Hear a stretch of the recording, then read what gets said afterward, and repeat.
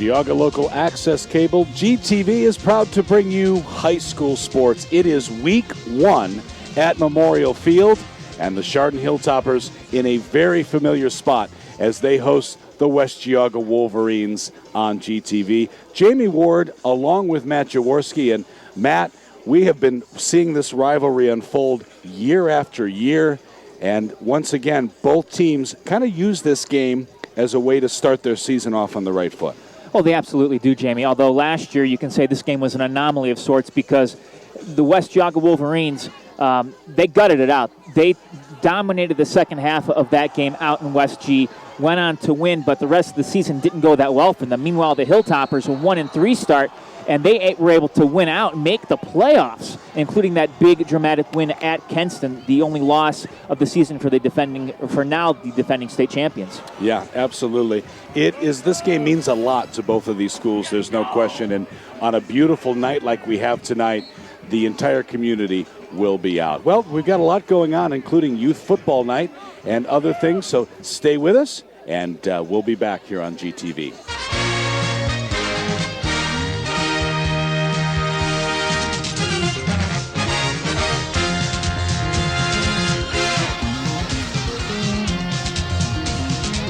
Good evening, ladies and gentlemen, and welcome to Chardon Youth Football Night at Chardon High School and Chardon Memorial Field. Youth football and cheerleading have been running strong for the young people of Chardon for over 40 years. Chardon Youth Football competes in the Great Lakes Youth Football League against familiar Hilltopper rivals such as Riverside, Willoughby, and Eastlake. Please turn your attention to the northwest corner of the stadium as we welcome the outstanding young athletes of Chardon Youth Football. In the A Division, the Mad Hatters, head coach Kevin Platts, and the Mad Hatter cheerleaders. Also in the A Division, the Lumberjacks, head coach Joe Petrella, and the Lumberjack cheerleaders.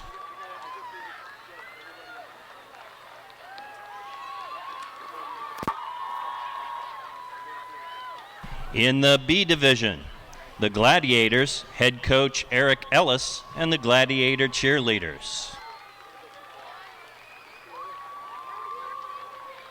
The Lumberjacks, head coach Steve Ishe, and the Lumberjack cheerleaders.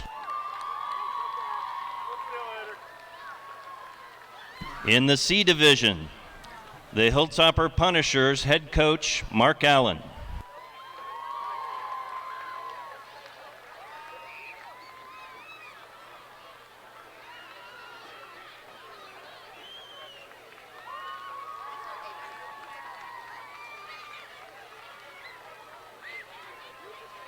Also in the C Division, the Tigers, coached by Jimmy Wiggins, and the Tiger cheerleaders.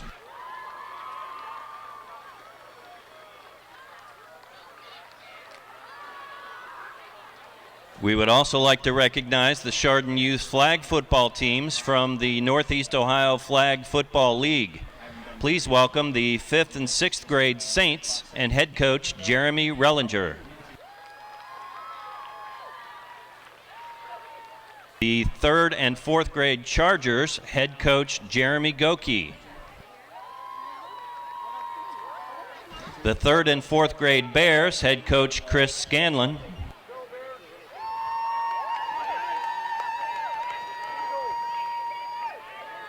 The 1st and 2nd grade Eagles, head coach Wes Reinhardt. And the 1st and 2nd grade Chiefs, coach Mark Miyagi. Please join together for a round of applause for our Hilltopper youth football players.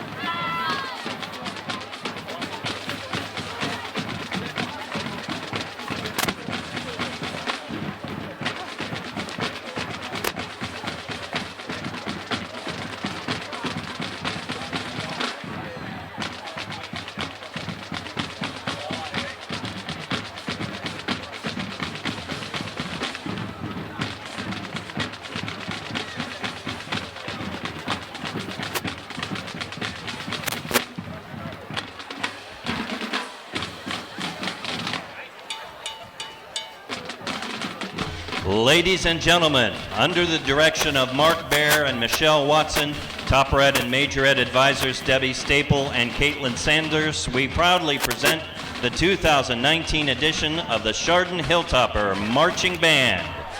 Led on the field tonight by Drum Major Anna Gertzner, with Head Majorette Grace Large and Topper Ed co-captains Hallie Parrish and Louisa Petrowski. We would also like to thank Heidi Baer and Rhonda Dwyer for their countless hours of volunteering as uniform parents, along with the many other parent volunteers making sure our marching Hilltoppers look their best, as well as the great parents who volunteer for snack parents and chaperone duties. You are greatly appreciated. Thanks to all others who have helped us bring to you the best band in Northeast Ohio.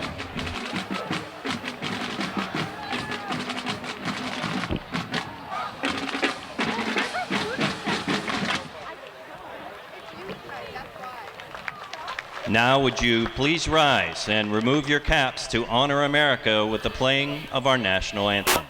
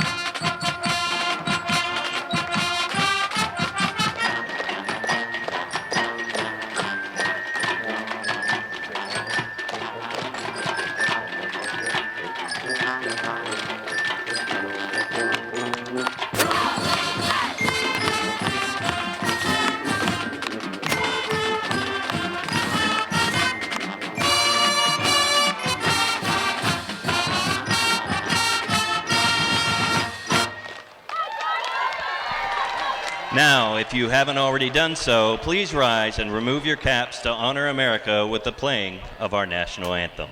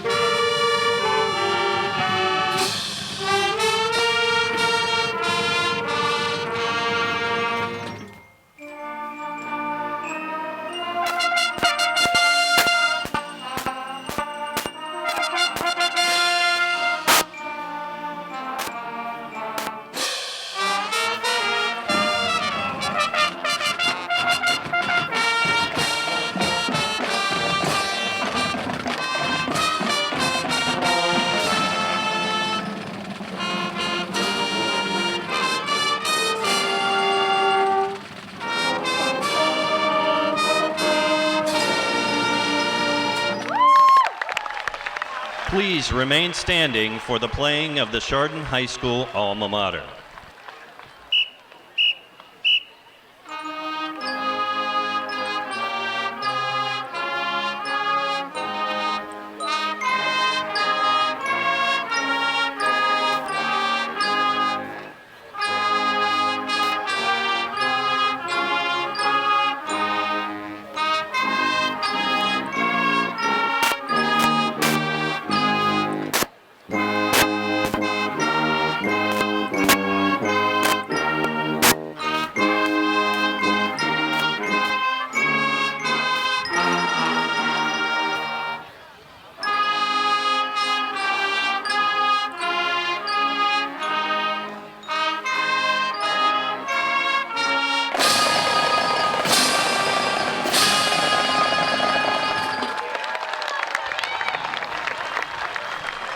Please remain standing for the playing of God Bless the USA.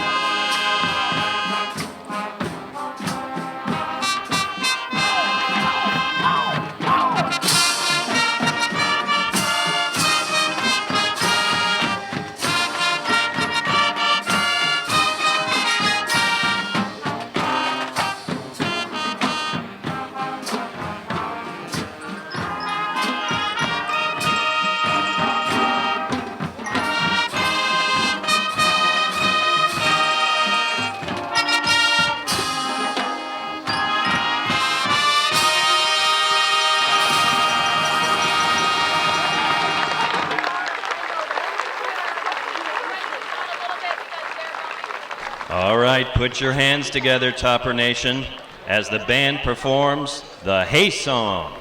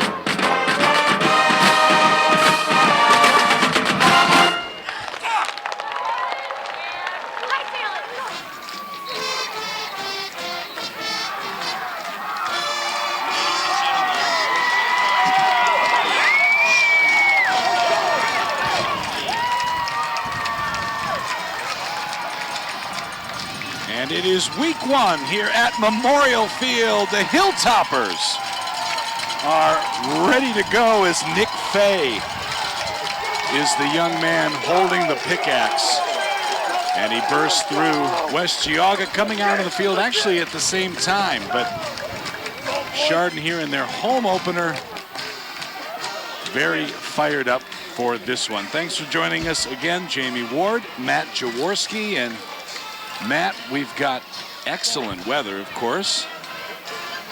Not too hot, it's not cool.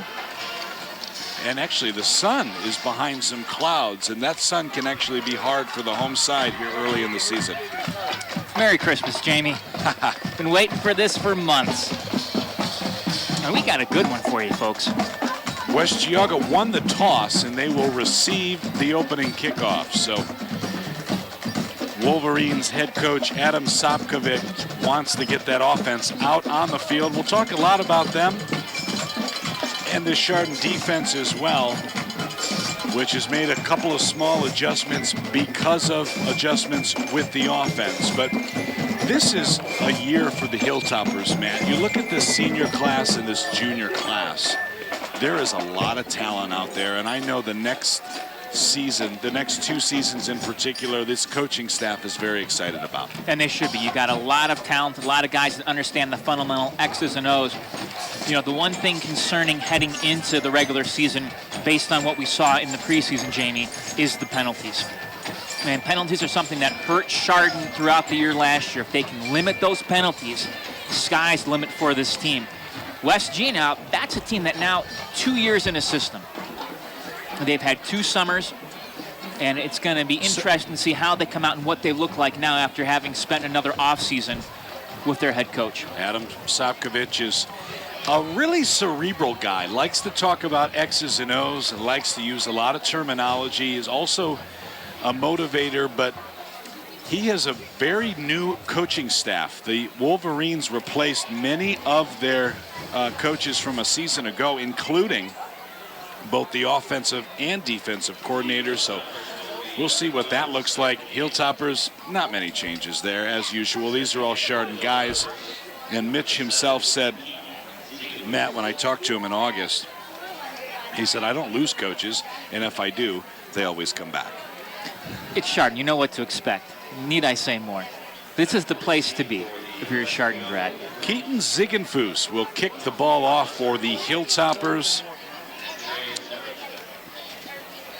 This is a young man who was at a kicking camp in the offseason, finished, I think it was 4th in the through the entire camp, which was a national camp. Top 5 for sure. And so we're about to see something special with this young man, following in the footsteps of both of his older brothers, who are both playing collegiate football. And Keaton, though, aside from what he brings as both the kicker and the punter, is also a very important member of the Chardon defense. So we'll talk a lot about him, Matt, and it's been fun to see that family change this program. You know, hard to believe that he's a senior already. Man, time flying.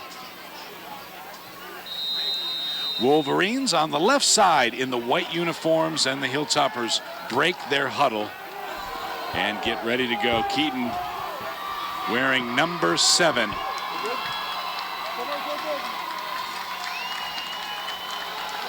There's some noise, and it's in the air.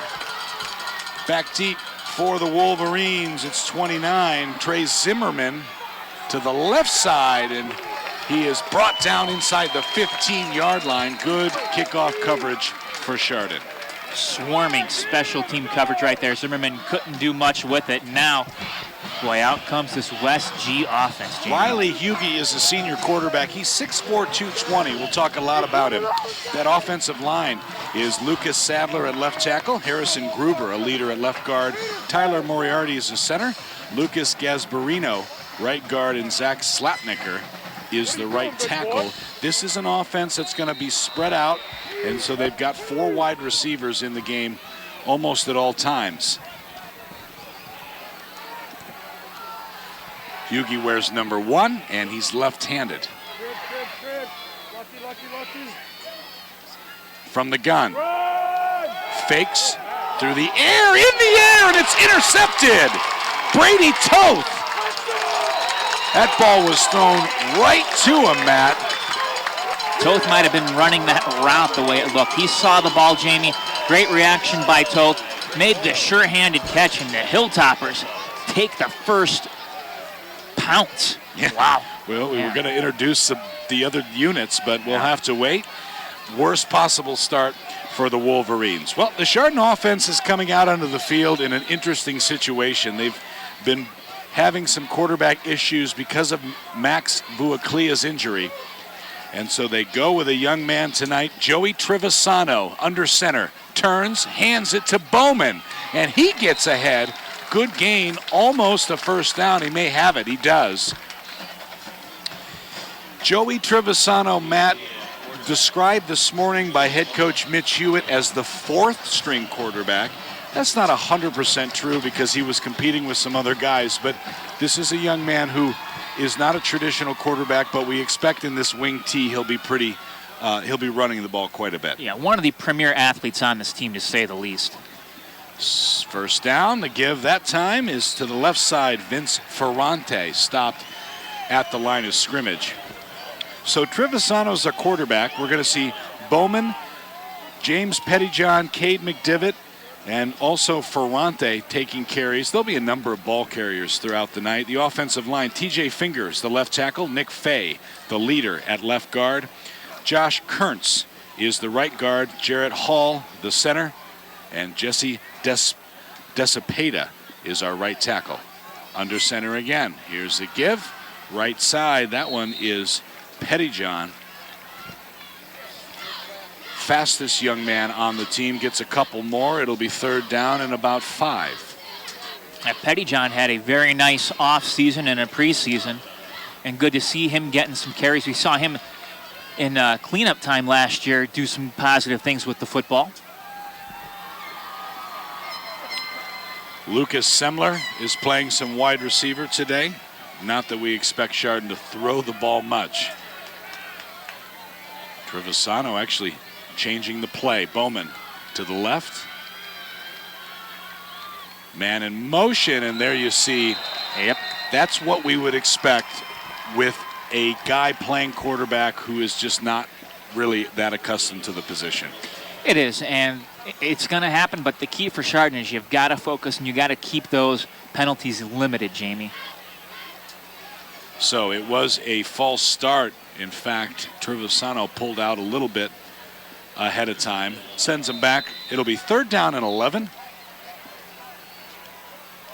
Well, still manageable inside the 20, but man, you'd like to pick up a first down here to be able to give yourself a shot at the end zone. I don't know if you'd go for 3 here if they don't get this. Toth is the wideout. Bowman is behind Trevisano. Man goes in motion.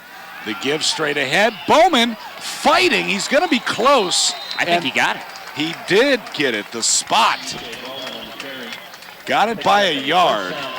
And there you go. The Hilltoppers running this wing T offense. If they can get first downs up the middle on 3rd and 11, it's a very good sign. It's a big offensive line, Jamie. They are experienced. 290, 290, 285, and 270. That's 4 of the 5. Again, under center, Trevisano to Bowman, and he is wrapped up, hit at the line. That defensive line for West Geauga is Lou Olesnik, Lucas Sadler, Zach Slapnicker, and Harrison Gruber. A lot of these Wolverines are going to play both ways. Linebacking unit, Balaker Moriarty and Levi Vaverka.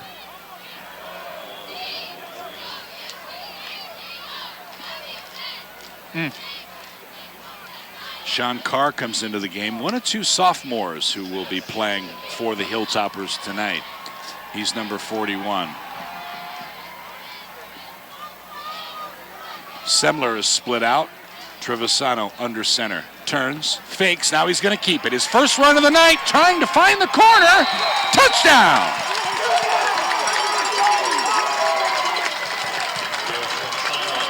Touchdown. 6-yard run for Joey, the senior. And just like that, Matt, the Hilltoppers capitalize on the turnover. That's what you want to do. Make them pay.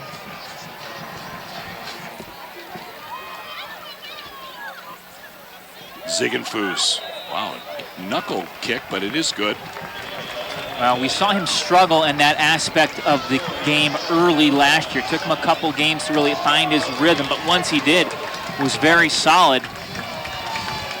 Chardon on top, 7-0. And Matt, of course, we've been doing this for a while, but we could not bring you high school football both on replay and live without our funding communities, and they are so important to what we do. Absolutely, Jamie. We got to thank Burton Village, Chardon Township, the city of Chardon, Middlefield Village, and Munson Township. Thank you so much for your support here on GTV. And Jamie, hard to believe, this is year number 24 for us. Goes all the way back to 1996, that first GTV broadcast, Berkshire Cardinal Volleyball. We'll have a lot of great sports for you coming up. Volleyball, soccer, tennis, and a lot of football. That's just here in the fall. Yeah, school is back. Good crowd on the opposing side for West Geauga. The Wolverines, one thing I've always appreciated about them, Matt, is that they actually schedule all of the Geauga County teams that are their size. So they're going to play Chardon tonight, then they're going to play Kenston, then they're going to play NDCL. These are very difficult games, West G being the smallest of those 4 schools. Oh, no. Hilltoppers try what appeared to be maybe an onside kick. They did not kick it nearly far enough, though. It only went a couple of yards. So West Geauga is going to take over in Chardon territory on the 43-yard line. So that was a mistake for the Hilltoppers. The gimmick play does not work out for Chardon. And surprised to see the Hilltoppers do that. Would love to see that on film. Got a feeling there's going to be some jokes after that. I don't know that I've ever even seen anything like that. No. But here we are. Well, now the Chardon defense back out on the field, Jamie, and they've got to be very confident to pick off to start things off. Hughie's got to settle down. 4 wide receivers in the game, 1 back to the left of Riley, who takes the snap, fakes it. He wants to throw it again through the middle, and he's got his receiver inside the 10. Down to the 7-yard line. That was number 22, Michael Cavassini, streaking. Michael, a sophomore, Matt. And here goes the no huddle, and Chardon is stuck. They're trying to get guys off the field. They didn't get anyone near off the field. They had 13 guys out there, and the flag is thrown. Actually, that might have worked out well for Chardon, getting that flag thrown to stop the play. Well, the play still counted. They stopped the ball runner, or the ball carrier, but West G will accept the penalty. It was a free play. They had like 3 guys trying to get off. So Hilltoppers, a couple of mental mistakes. That defense looks like this. You've got Joe Needhurst, John Dinko, and Gavin Slife on the line. Hilltoppers do have quite a few one-way players this year. It could be an advantage for them. From the gun, Hughie on first down. He's rolling to his left. That's his strong side to the end zone. Incomplete through the hands of Ethan Pollock. Pollock, 6'3", 190. He's a nice-sized target out there. Linebackers Miles Mendezun, Cade McDevitt, and Vince Ferrante. Nathaniel Sulka is sort of a safety / linebacker. He'll move around. Very talented young man. We've talked about Toth, and Trevisano might play a little bit in the secondary as well.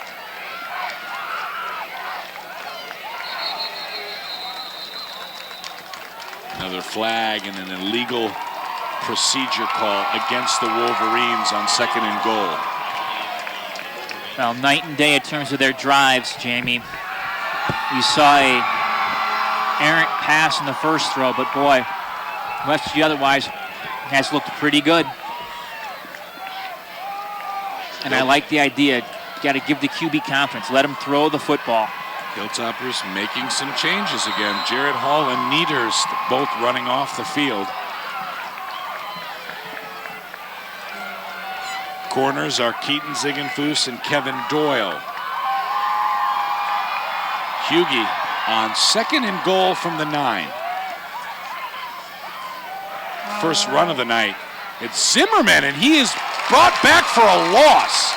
He had nowhere to go on that one. Hilltoppers just strung him out and pushed him back. And Chardon sends in 5 guys. Boy, they are working some packages right now, Matt. Well, trying things out. It's 3rd and goal from the 14 at this point.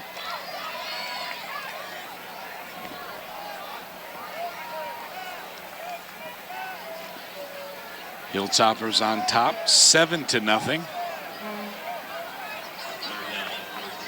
Split out is Aiden Pitcock to the right of Hughie. Zimmerman is to his left. Only 2 receivers right now in the game. Hughie, 3-step drop. Now he's going to run it into the 10. He puts his shoulder down. He's a big young man. Nowhere close, though, and so the Wolverines will be forced to make a decision. Riley, Matt, 6'4", 220. He is a big boy. And they will kick. So the unit comes out for the Wolverines. Kicker. Have to see who ends up being the starter. It's Joey Delala, a sophomore. This is about a 25-yard attempt, just over. Good snap. Delala's kick is good into the Hilltopper student section. It's a blackout tonight. And so the Wolverines, Matt, get on the board. Might see some offense tonight between these 2 teams. Well, last time we left them, Jamie, it was a defensive slugfest.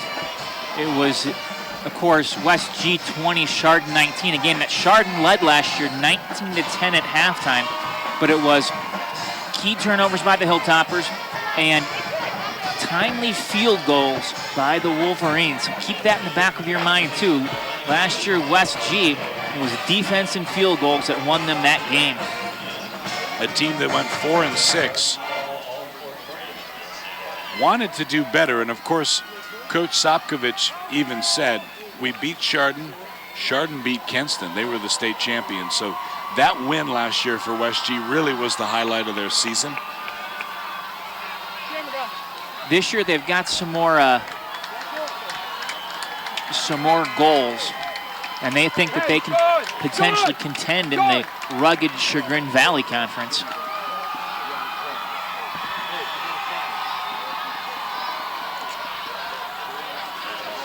Of course, it's going to be a very interesting showdown when they have to face the Perry Pirates.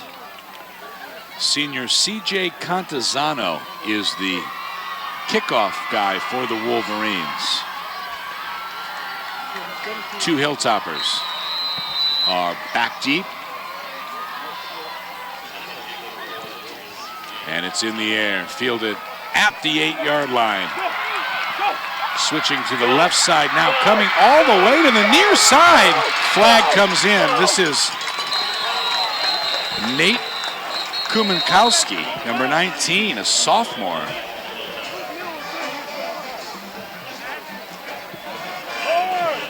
But let's see what the flag is. It is holding, so it comes back.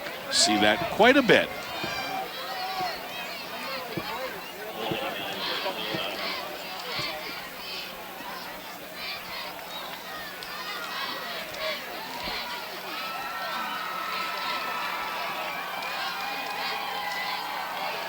Well, the coach and staff certainly cannot be happy. All these penalties early on.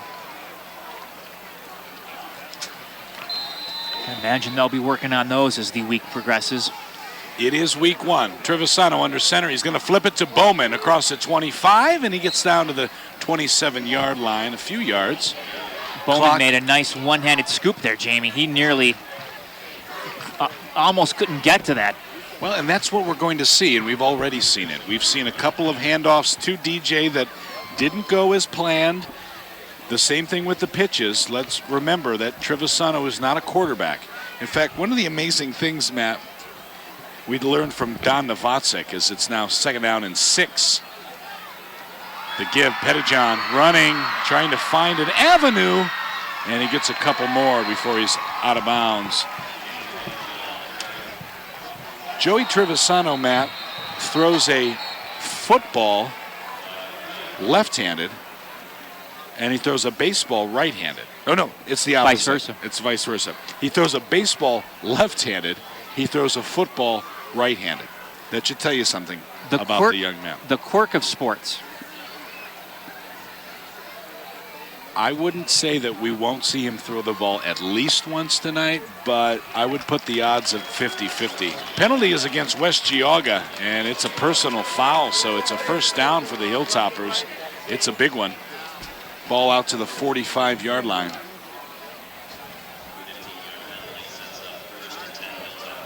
Hilltoppers now in great field position from their own 45-yard line. Traditional wing T. Back behind Trevisano. One wide out. Pettyjohn's in motion. The give is to Bowman, who gets ahead for 2 more yards. DJ Bowman last year is an All-Ohio linebacker. Not playing defense this year. And the reason is last year he had broken his hand, so he couldn't play offense.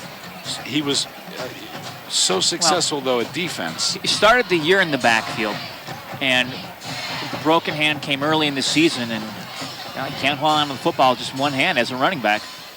Even so, to give you an idea of the depth of this team, you've got an All-Ohio linebacker who's only playing one way right now. So that's part of the excitement for Chardon.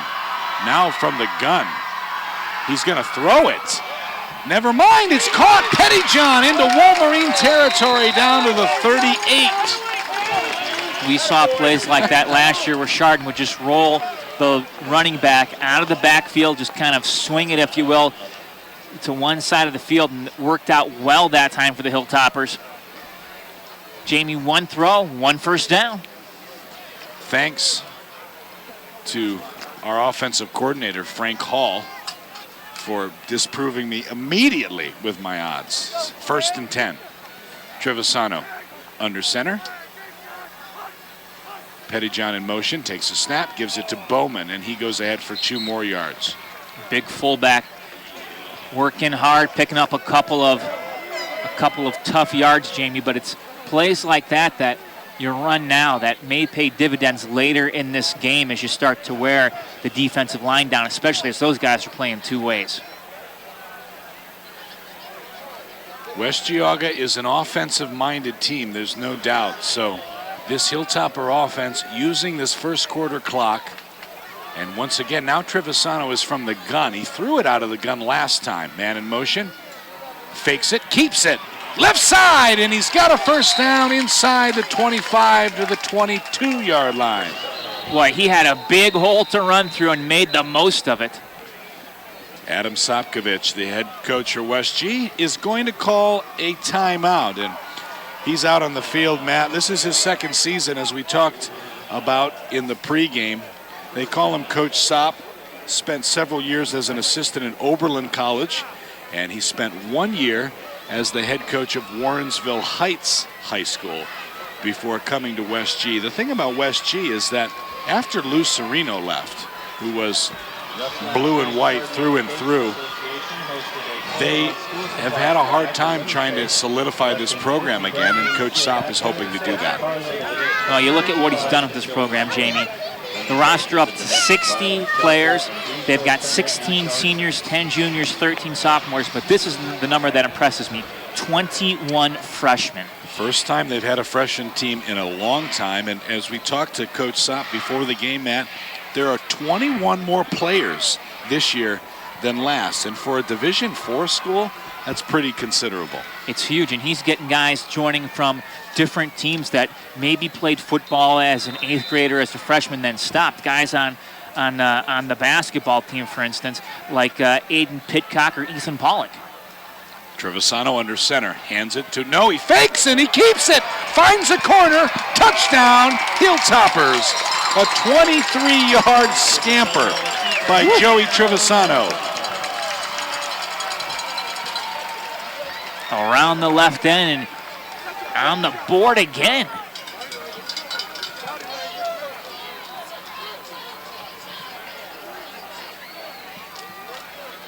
And for the Wolverines, that's got to be demoralizing. You call that timeout, and then you give up a 23-yard touchdown run.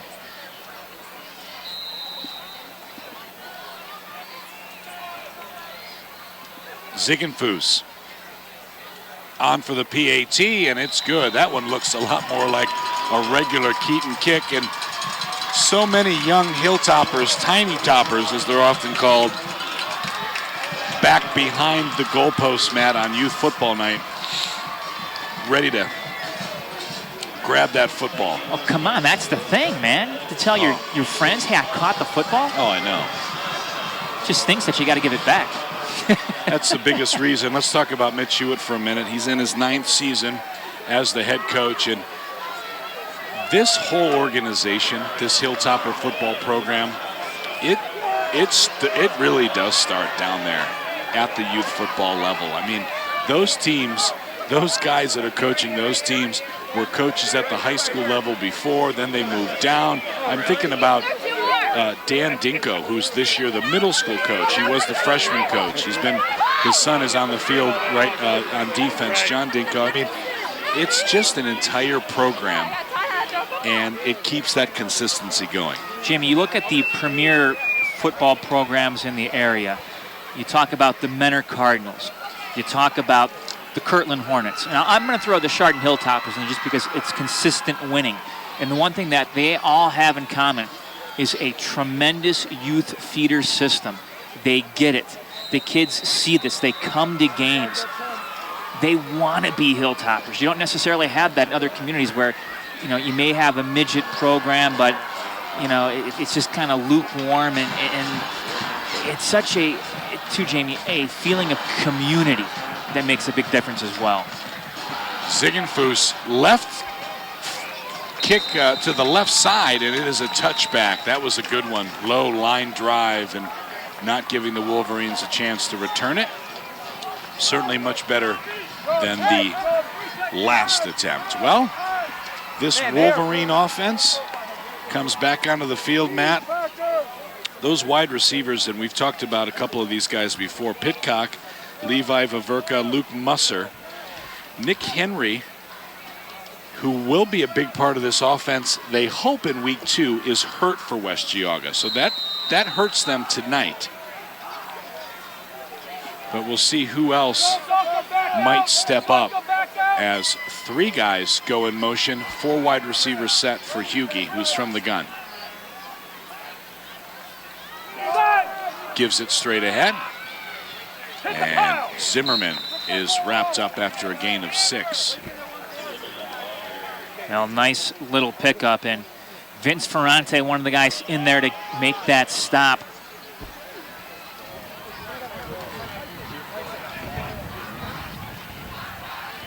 For West G, boy, it's imperative here that they can move the football a little bit, maybe even answer back with some points.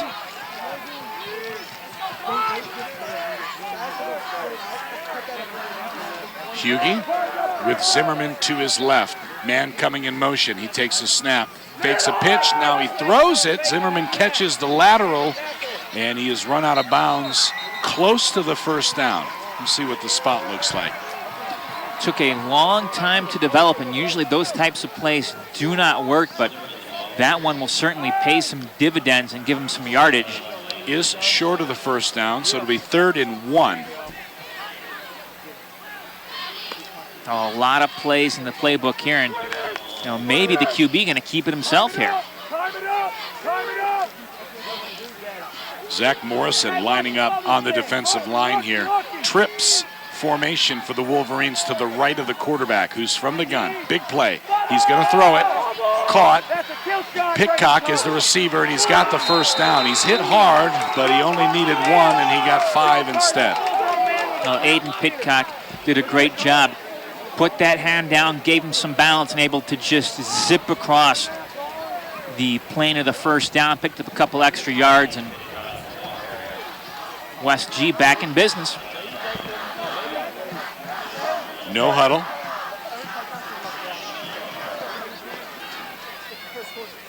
Similar formation from the gun.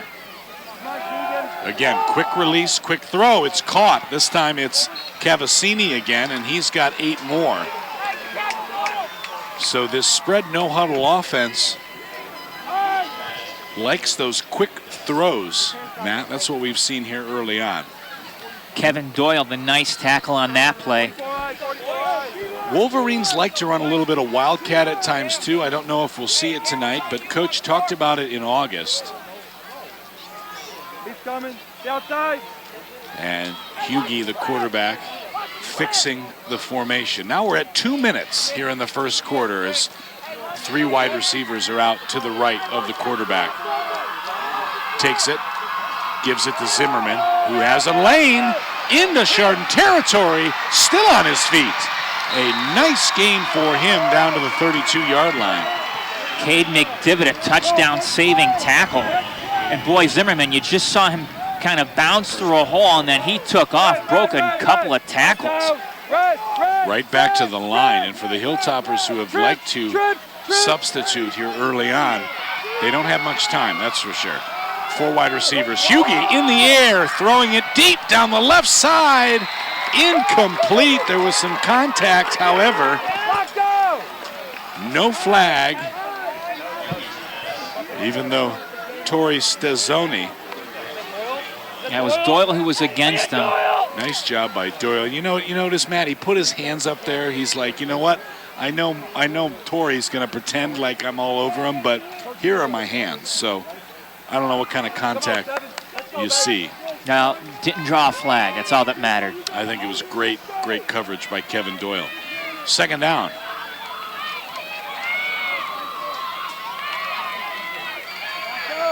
Two backs in the game. Zimmerman has it, and he loses a yard. Hit right at the line. Nick Fay was one of the Hilltoppers there. Yeah, I was going to say the big man just got right there and closed that gap. You talk to Nick Fay's teammates and what Wolverines are now going to huddle. They told me, and Nick is a junior, but he's one of the captains on this team. They said, you do not, well, I guess it works both ways. You kind of want to practice with Nick because he goes so hard, but you're not going to get a break at all. Like, he just is the hardest working young man on the field in practice, according to his teammates. Third down, Hughie pressured. Ball is knocked down at the line of scrimmage. That was Nathaniel Salka coming on a blitz.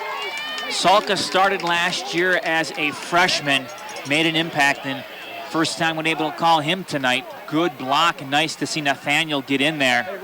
Try a little bit of a pass rush on that play. You don't see many freshmen starting at Chardon. It's rare. Fourth down, and the Wolverines are going to go for it. Offense is on the field on the Chardon 33-yard line. Jamie, getting back to Nathaniel, think about this. He could be an 8-year starter between football and basketball. Very unique, special young man, and we'll talk about his brothers at some point as well. Here comes Hughie. Fourth down, he steps up into the pocket, breaks a tackle, still on his feet, and he gets very close to the first down. Wow, Matt, he broke some tackles there. Boy, he willed himself to about the 22-yard line. The question is it enough? I think he got it based on the spot. Referee is looking. I don't know. They may have to measure this. And they're going to call on the unit. You're right, with 42 seconds to go in the first quarter. Let's talk about... I was going to say, good decision here by the officials. That's a key play. You know, don't guess. Bring the chains out. Let's get the measurement, get it right. Absolutely. What do they say? They say cut once, measure twice? Yes. Measure twice, cut once. Is that? Oh, sorry. Yeah. Don't ask my wife about that. And he does have it by about a half of football. That was all Riley Hughie, who, like we said, he was actually hit at the line, but he was able to shed about 4 tacklers and get that big first down for the Wolverines. Well, he is a big young man, and surprisingly, he's going to be playing on a full scholarship, but it's going to be baseball, University of Madison, Wisconsin. You know, that's a senior making a senior play. Ball's on the 22-yard line. Wolverines are driving, heading toward the north end zone, right into the Chardon student section. Fakes it. Hughie over the middle. He's got a man, and it's dropped. Wow. Pollock again. Yeah, Ethan in and out of his hands. There was some contact after he had the ball. We'll bring up second down, and a big stop for the Chardon defense, Jamie. We saw them down in the West G last possession. It was a bit of a bend, but don't break. They gave up that field goal. And now West G 2nd and 10 from the 22.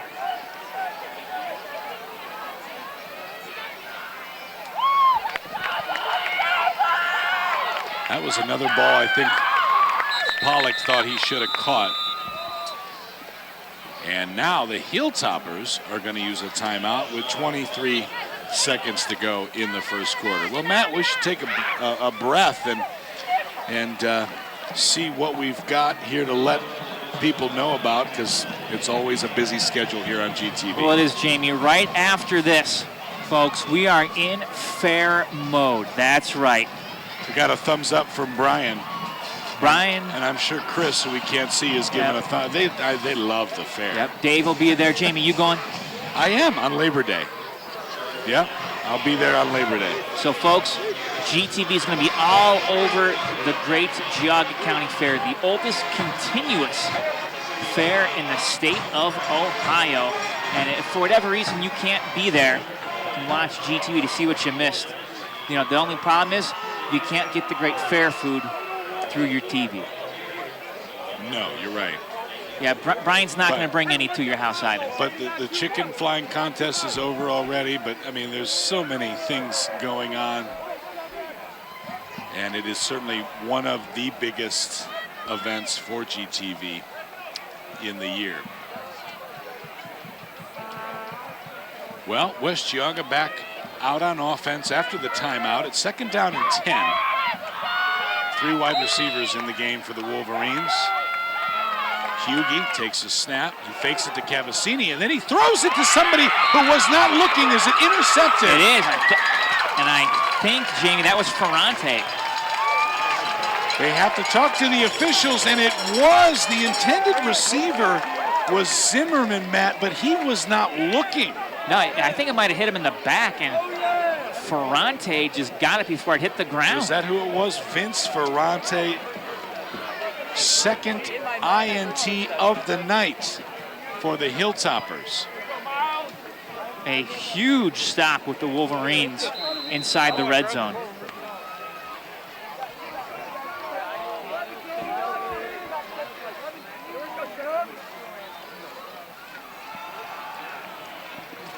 Hilltoppers on 1st down, running the ball to the near side of the field, home side of the field for 4 yards. Yeah, Pettijohn, a nice little pickup there. And what we're seeing, Jamie, and it probably shouldn't be a surprise, they are spreading the ball out this game. We're not just seeing one guy getting the rock every single touch. It's a long campaign. There's 9 more regular season games after this, so they want to make sure they can keep these guys healthy. And that is the end of the first quarter. The Hilltoppers on top 14-3. Coach Hewitt, all smiles right now. We'll pause and be back here on GTV.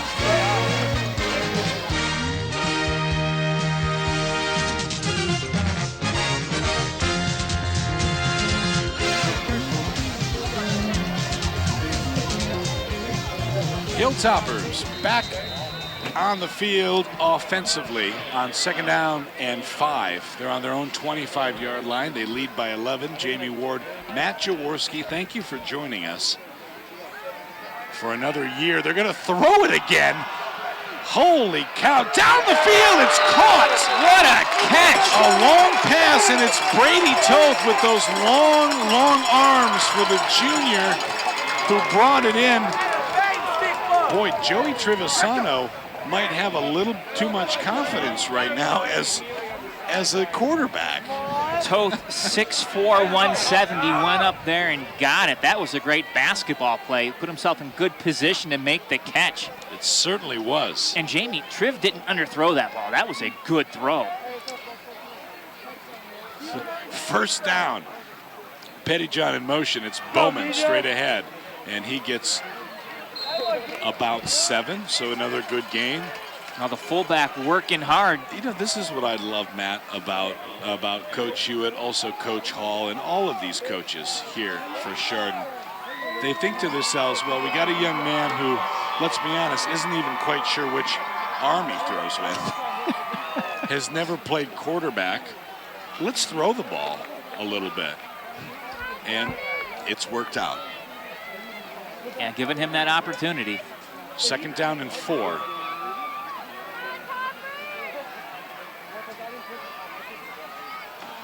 Once again, it's Bowman, and he's going to have a first down. He gets into the 20, just inside the 20. So red zone again for the Hilltoppers, who on offense have been 100% with their ability to score a touchdown tonight. Well, indeed, and they've been very good at running this football. Of course, what they do here in Chardon. One of the strengths that this team feels like they have is their size up front, and we are seeing it right now. These young men are pushing around the defense. Here's a fake. Trevisano's going to keep it himself. He's going to lose a yard this time. But that is the whole point of this wing T offense. You keep running that dive with Bowman. Sometimes you fake it and you let Trevisano keep it. Eventually, when you get in the second half, these young men on the Wolverine side, when you expect something and then you flip it, that's when those big plays happen. Yeah, well,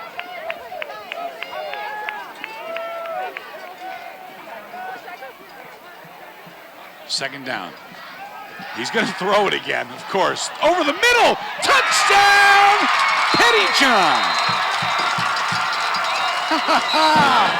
There is a flag. Hold on. And in fact, the referee is saying, let's bring it back. It is a holding against Chardon. Boy, they didn't have it very long. Wasn't much time for the holding. However, it's a costly penalty against the Hilltoppers as it erases 6 points. takes a TD off the board and sucks some of the air out of this crowd. They were ready to start partying here with 9:50 to go in the second, up 20-3.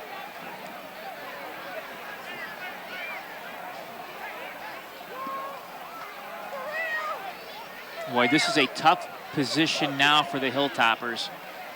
They mark the ball on the 37-yard line, have to go all the way to the 11. Right, yeah, so it'll be 2nd and 27.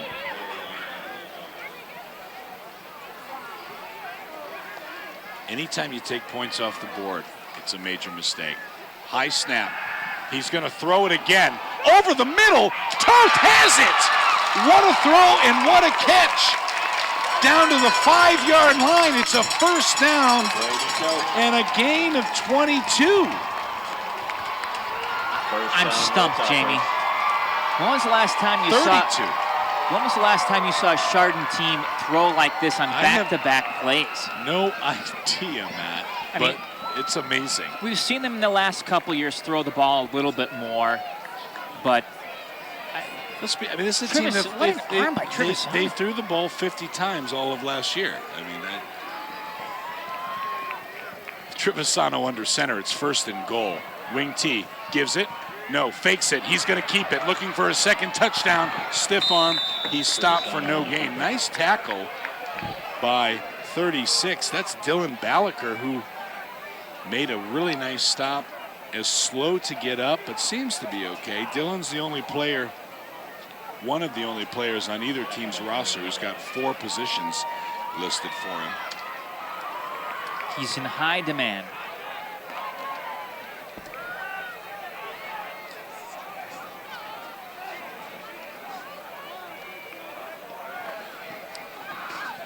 Straight ahead, DJ Bowman, touchdown! A 5-yard run for Bowman with 8:46 to go before the half. The Hilltoppers right now 3 for 3 when it comes to touchdowns.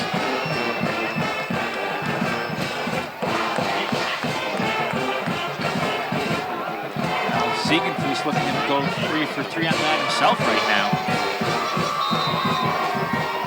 Let's see if he might try to hit the scoreboard. First time on this end, north side. The holder today is Matthew Meisick, a familiar name in Chardon, and it is good. Cheerleaders with the flags, CHS, and right now, Frank Hall's offense is running like a well-oiled machine. Toppers 14 points off turnovers in this one. And that is one of the differences in this game. It almost feels, Jamie, every time the Hilltoppers need a big defensive play, they have gotten it too. Well, the 2 interceptions are big.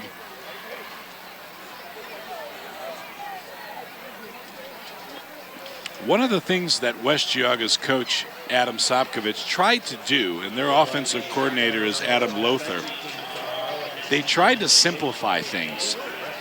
I said that he's an X's and O's guy, and defensively they simplified things. I think they tried to do a little bit also offensively. And yet, we have seen some mental mistakes.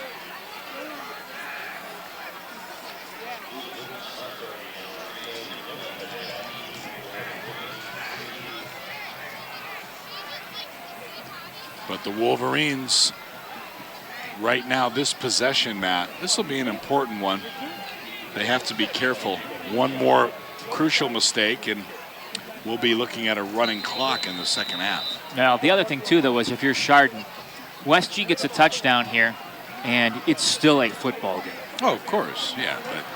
But you're absolutely right. I mean, this momentum game right now is on the kind of the precipice where it can start going either way. It's only one way right now. Good kick by Ziegenfuss, again, into the end zone. Nothing that Luke Musser could do there. Don't forget, at halftime, of course, we'll have the Chardon High School Marching Band. Love that band. Hilltoppers, 6 home games again this year. Last year was only 4, so we didn't get to hang out as often. But it was lonely. Yeah. But the Chardon, again, when you think about the way they build their system, they've got the 6 home games. They've got a big game against Alliance. By the way, we are celebrating the 25th anniversary of the 1994 state championship this year. So that'll be happening at Alliance, here against Alliance. Homecoming is September the 20th, and so on and so forth. So Chardon's got a lot of things in their camp right now. As West G is hit hard on first down. That was Cavassini, actually voted as a captain, despite the fact that he's a sophomore. Coaches decided, we're going to hold off on making you a captain, but I can tell you Michael Cavassini is going to be leading this program for the next 2 years after this year. A timeout called on the field. West G going to burn a timeout here with 8:27 left to go. I think Coach Sop also realizes that this is a critical junction in this game.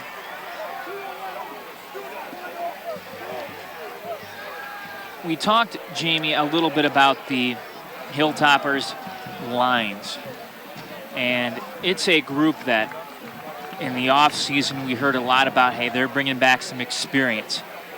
But what we found out, especially in the game against Menor, they're a tough, physical group, more so than last year. And they certainly gave the Cardinals all they could handle in that scrimmage. Penalties made a heck of a difference in that one. But, I mean, you got guys like Nick Fay, who can squat 555. Jarrett Hall can bench press 400 pounds. Wow. They got some beasts up there. Well, and you know what Mitch said? And this is about the biggest compliment you can get. He said, we've got some dudes. And that goes to what you were just saying. Second down and 10 for the Wolverines. Hughie, low snap. It's a fumble. There's a penalty, though. The play is dead. So it's a illegal procedure false start against West G. Chardon almost had their third takeaway. Man, John Dinko wanted that so bad. Of course, Dinko injured last year in that game against South, where I think it was the knee that he messed up. Was lost for the rest of the year, couldn't come back. Great to see him on the field again. Right, and Dinko is one of those guys that they expect some big things out of. Oh, he was having a big year last year as a junior before the knee injury took him down. If John Dinko can stay healthy too, he's going to have some real opportunities to go to some pretty important schools as well academically. because I talked to his dad last week, but we're looking at Carnegie Mellon, Case Western. Certainly rooting for the young man. Second down and 15. Wolverines, 4 wide receivers in the game. Trey Zimmerman to the left of Hughie, who's from the gun. Snap, fake, pressured, sacked. Got him from behind. Miles Mendezoon. First time we've called his name in game action, and of course his dad, who's known around these parts as Doc. He's a foot specialist here in town, has been on the sidelines for years and years. I notice he's got a camera this year, so I don't know if he's still he is one of the team doctors. Well, you know what? He's taking pictures. He's got a great view. I mean, come on. I'd be doing the same thing. He's right next to Brian. 3rd and long. As long as I push Foster out of the way, we're fine. 20 yards to go. Hughie's going to have to do something here. Fakes it. Quick throw, incomplete. No chance there. And we'll have our first punt of the night as that Chardon defense again. Jamie, you look at this Hilltopper defensive line. They're starting now to get some pressure in the backfield, and it is consistent pressure.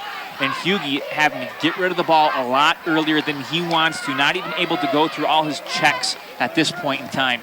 That pass was his safety valve right there, and it wasn't a good throw. Hughie is also the punter, so he's still on the field right now. I assume he's going to kick it, though, and he does. He's a right-footed kicker.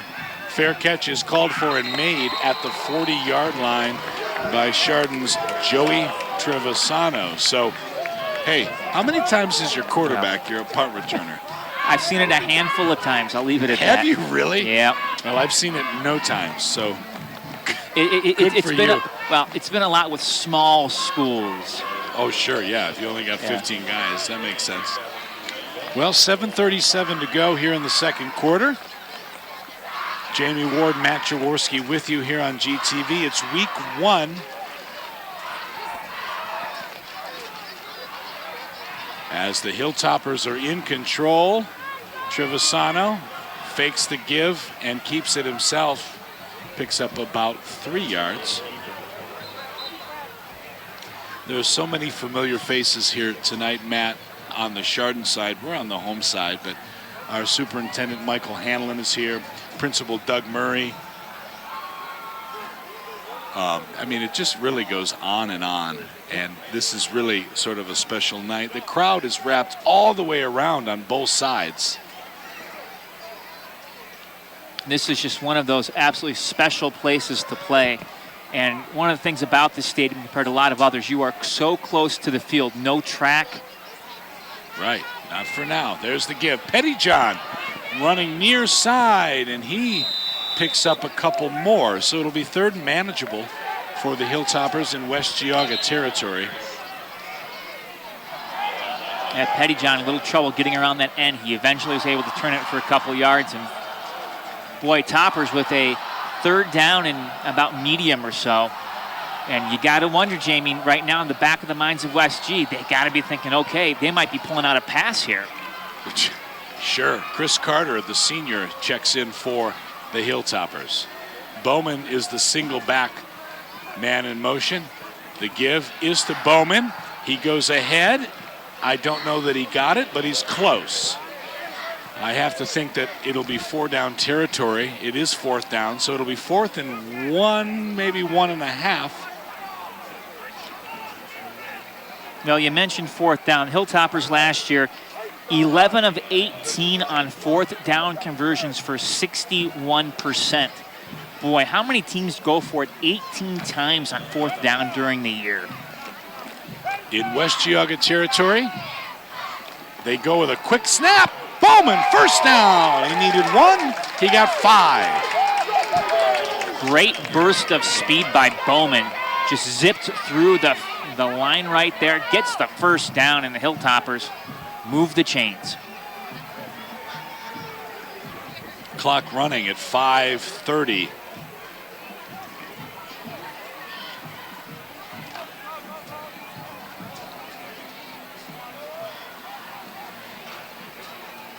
Hilltoppers in the wing tee.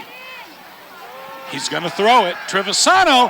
Salka. Deep side. Salka. Touchdown. No flags.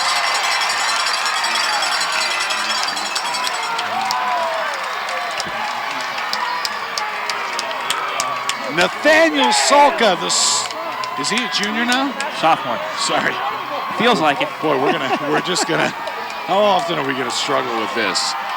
I think we've been talking about Nathaniel Salka since he was in 7th grade, but what the young man is 6'4", 195. We're gonna assume maybe he hit his growth spurt, but who knows? Maybe with not. him. Extra point is up and way good as that goes over the bleachers and back behind. We talked about the Chardon Crazies tonight. It's a blackout mat. And when we think about some of the best student sections around, Chardon always stands out. They are near the top of that list. Take up a whole section of the bleachers and then some. Jamie, do want to mention this because we talked about it off the air, but this is one of the perfect nights for football. Started off mid-70s right now, probably about 70 or so.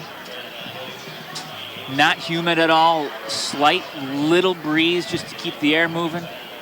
Man, you couldn't ask for anything better than this one tonight.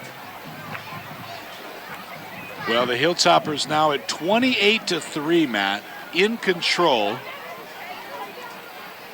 And for the Wolverines, part of the issue, too, that they're going to have is, you know, you come into a game with a game plan, but when you're down 25 points, it has to change. So are you ready for that? And you really never can quite plan to be down by that much. You can't. And the other problem is, Jamie, the Hilltoppers offense has spent so much time on the field, you have to think that they may begin to wear the West Geauga offense down just because there's so many guys on that offensive line that play both ways. Yeah, you're right. And we talked about those guys like Ballaker, Slapnicker. There are a number of guys who will probably wear down as the night goes on. Ziegenfuss is on for the kickoff. His last 2 have been touchbacks. He's trying to go for a 3rd, and he did it. Middle of the end zone. If he can do that all year long. That's an NFL type kick for sure. So I do want to say, because we had this conversation at points and times last year off the air, but if you want to stop a team from returning kicks, just kick it out of the end zone or kick it into the end zone on kickoffs, and then there's nothing that they can do. And right. if Ziegenfuss can do that all year long, they're going to be in great shape. It's added an awful lot to this program, and it means a lot. As Coach Hewitt said, it's great when you have it, but most teams do not. West Geauga takes over on their own 20. Hughie, quick throw, it's dropped. There was a flag.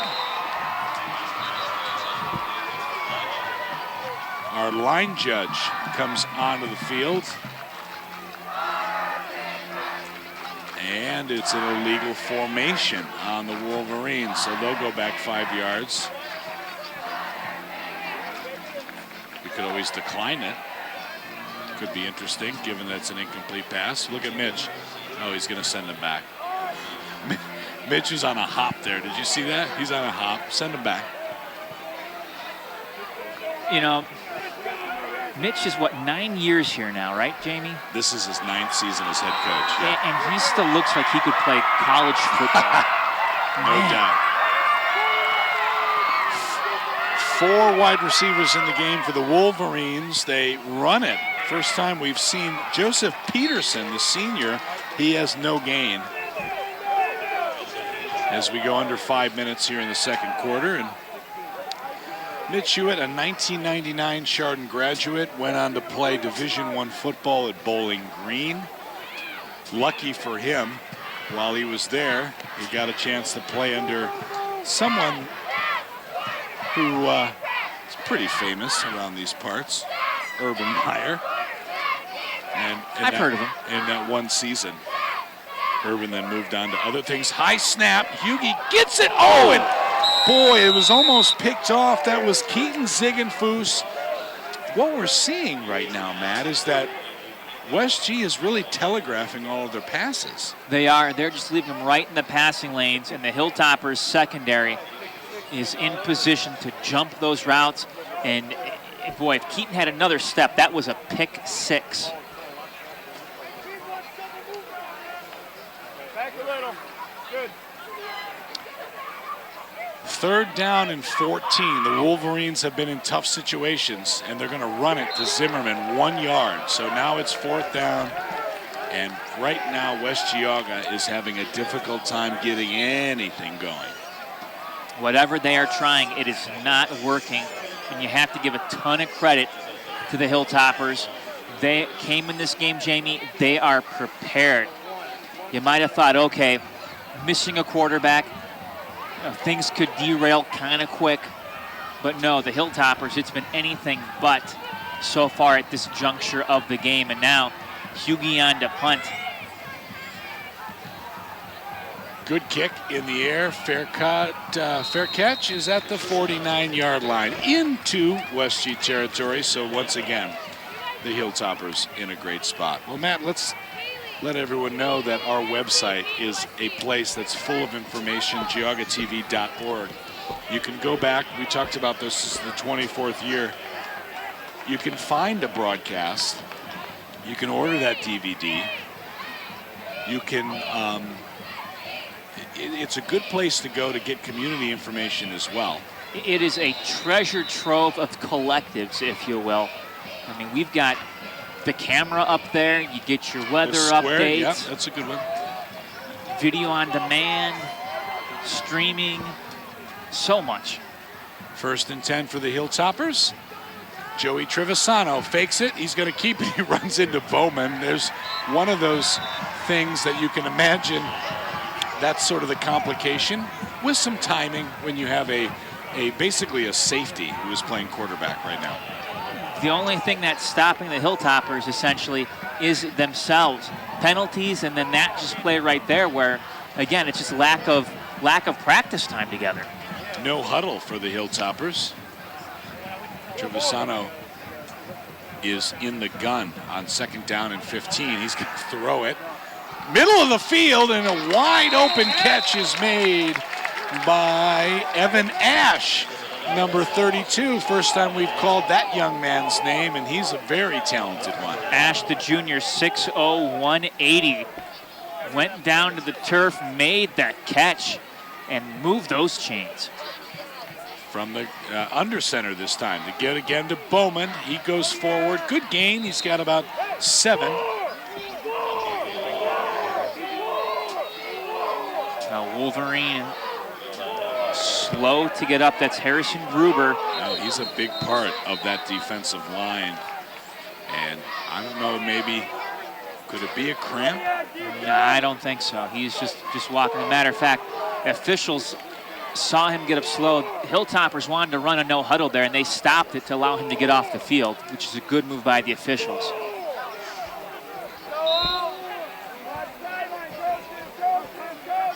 Second down and 4. Trevisano under center. Gives it to Bowman. First down, Hilltoppers. I think it's close. He should have it. And now there's another injury. It is Bowman who's slow to get up. Let's see.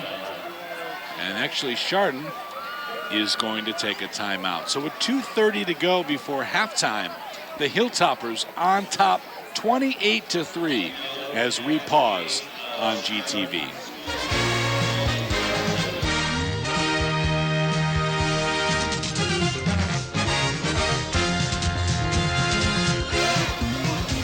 Well, Hilltoppers will come out of the timeout leading 28-3 here. 2:30 left to go, Jamie. And this is a crucial score. If they get this, then they're one score away in the second half from a running clock. Give straight ahead. And it is a good for a first down. It was 3rd and 1, so they got it. That was that 41, Matt? Is that Sean Carr? I think it was. No, Ferrante, 5. Ferrante, okay. First down. Ball on the 25-yard line, and Trevisano was about to throw it.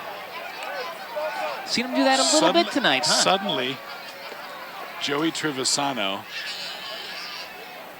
is a drop-back passer. He's wearing 2 gloves. Well, remember, which hand's he going to use? Right. So Max Vuaklia is Chardon's starting quarterback, but he has a hamstring issue. So hoping that he can be back maybe next week, but they didn't feel comfortable getting him here tonight. Number 2 is Drew Fetchick. He had knee surgery, and so he's also not ready. Number 3 could have been Brady Toth. However, Brady's a big part of the defense, and so when we talked to Don Novacek, one of the assistant coaches, he said, you know, we just felt like because Joey's the best athlete on the team, he gives us the best chance at quarterback. He's the right choice tonight for sure. He's going to throw it on 1st down and 15, and there is nobody there. Incomplete. Little miscommunication. Yeah, a bit of a dangerous pass. A couple Wolverines around there, but at least no one that was able to intercept the football. Hilltoppers will live to play another day, and got to start thinking about the clock now. 2nd down and 15 from the 31, 2:04 left to go. Hilltoppers, Wolverines each with 1 timeout left. So likely, barring any big plays, this could very well be Chardon's last possession of the first half. Well, all they have done so far is score touchdowns. 2nd down and 15. Trevisano's going to throw it. Drops back over the middle. Pettyjohn, it's intercepted. Finally, the luck runs out. Trey Zimmerman is the young man who's got it for the Wolverines. And a late flag comes in. And I don't know what that is about. Well, there were no Hilltoppers around when that flag came out. Zimmerman maybe he said something. Let's see. Wolverines, though, finally get a break on that interception. The first Hilltopper turnover of this contest. Of course, Chardon started everything with a pick. Waiting on the officials, and maybe no flag. It looks like they've, unsportsmanlike on West G. So Zimmerman, who picked it off, either he or one of his teammates said something, probably to Chardon. It gets a flag, hurts them half the distance of the goal. And so the Wolverines are now on their own 8-yard line. They've got 1:56 to go. You mentioned the 1 timeout. This is, of course, an offense that is used to running a no huddle, so this won't be so difficult for them to work with.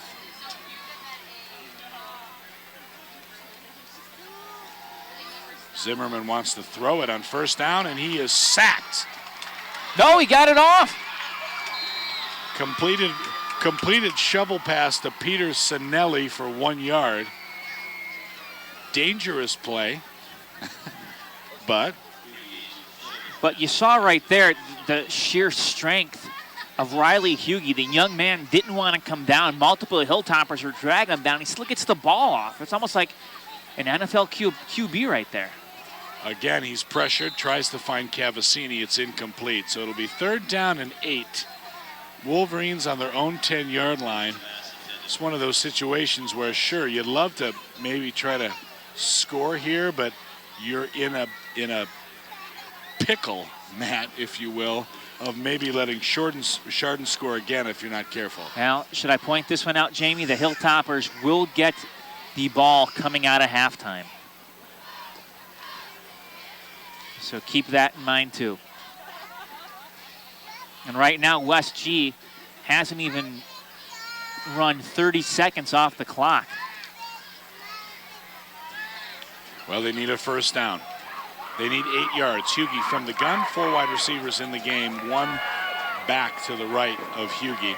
He's going to throw it, quick drop. He's pressured, running, throwing, And it is caught, first down. Nice job down to the 21-yard line. Geauga a little slow to get up, but he seems to be okay. Sinelli, the big first down catch, and here come the Wolverines.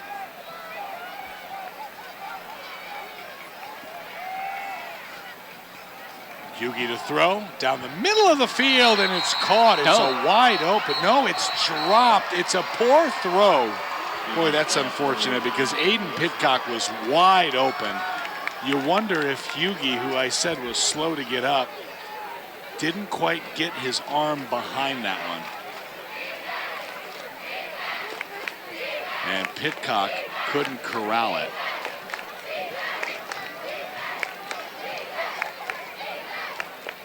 So the quarterback still on the field on 2nd and 10. And again, West G, they need 79 yards if they want to make a difference. The snap, quick draw again, the throw over the middle, and it is really, Salka was close. Nobody really there. I guess Cavassini is the intended receiver, but it's now 3rd and 10. Hilltoppers making a huge substitution. Matt, at any given time, they got like 20 kids out there. They've got a game plan, and they're sticking to it. Keeping guys fresh, checking them in, checking them out, and so far it's worked. Marcus Chauby, number 44, is in the game for the Hilltoppers.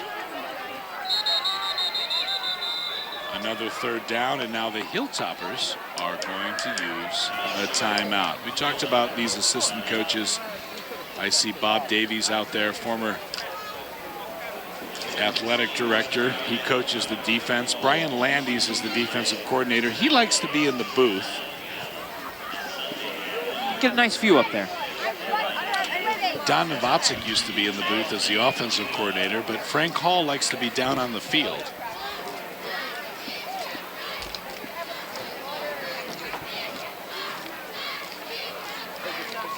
Now 1 minute left before halftime.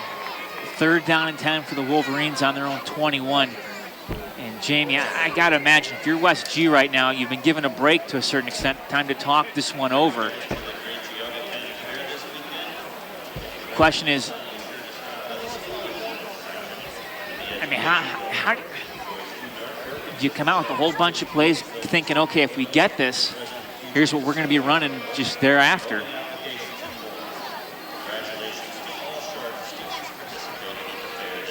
Well, you need the first down to at least protect field position at this point.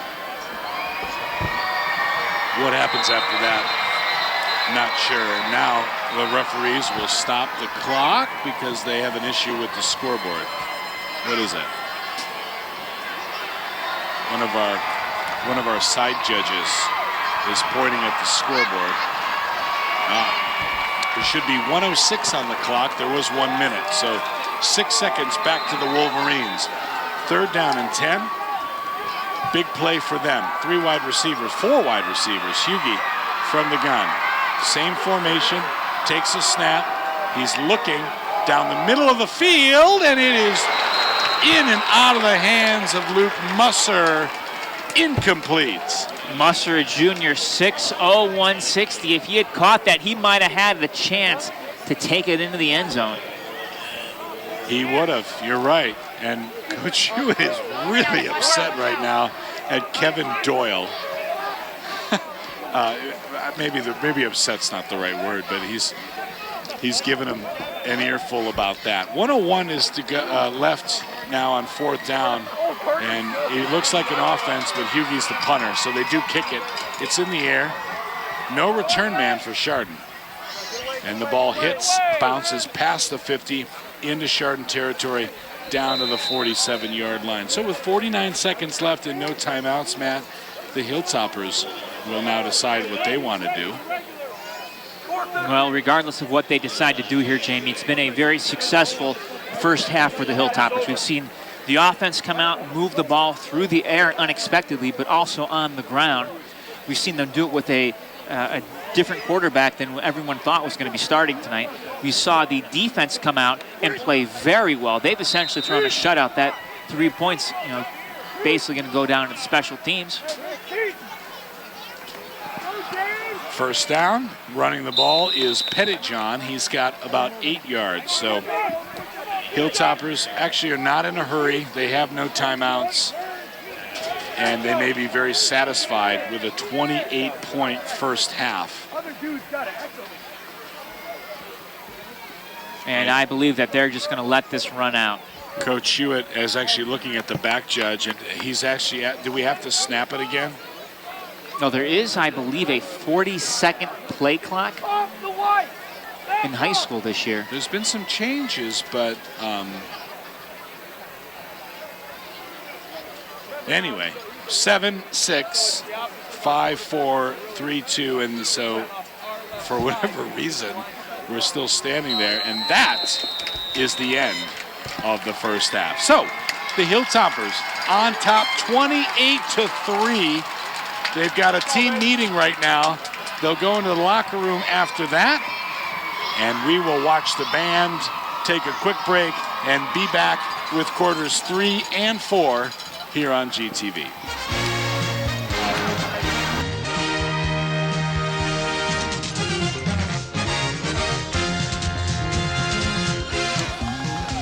Good evening, ladies and gentlemen. Under the direction of Mark Barron, Michelle Watson, Topperette and Majorette advisors Debbie Staple and Caitlin Sanders, and led onto the field by drum major Will Squires, we proudly present the 2019 Chardon Hilltopper Marching Band.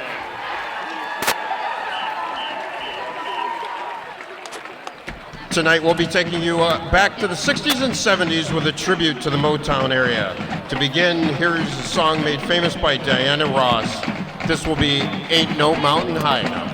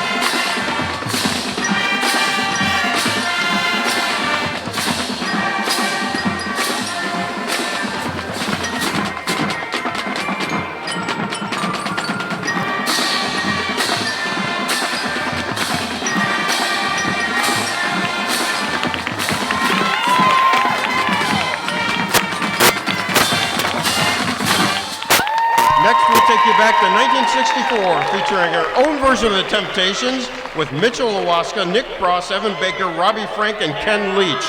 This is My Girl.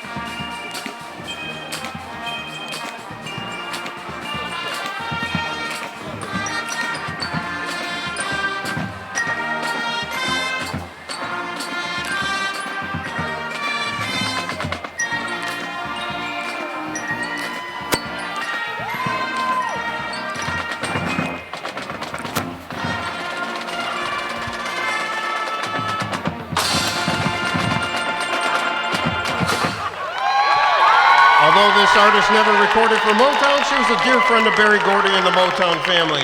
Featuring our talented Topperettes led by co-captains Hallie Parrish and Louisa Petrowski, we give you this hit by the Queen of Soul, Aretha Franklin. Here is R-E-S-P-E-C-T.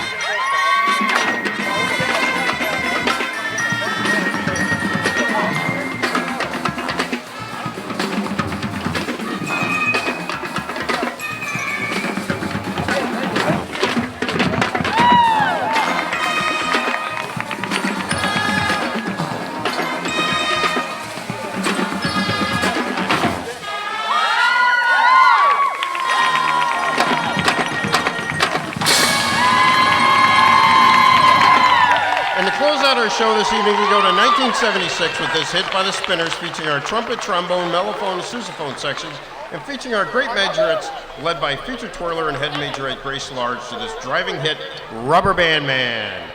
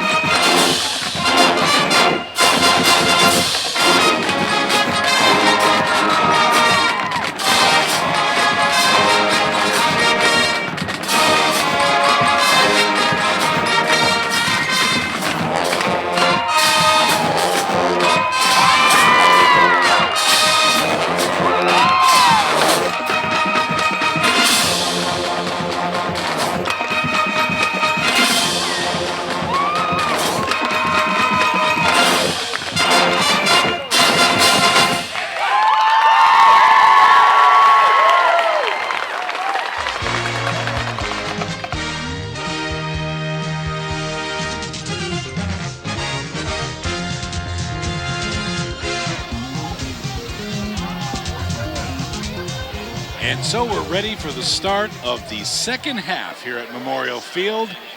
The Hilltoppers on top 28-3. Jamie Ward, Matt Jaworski. Thanks for joining us.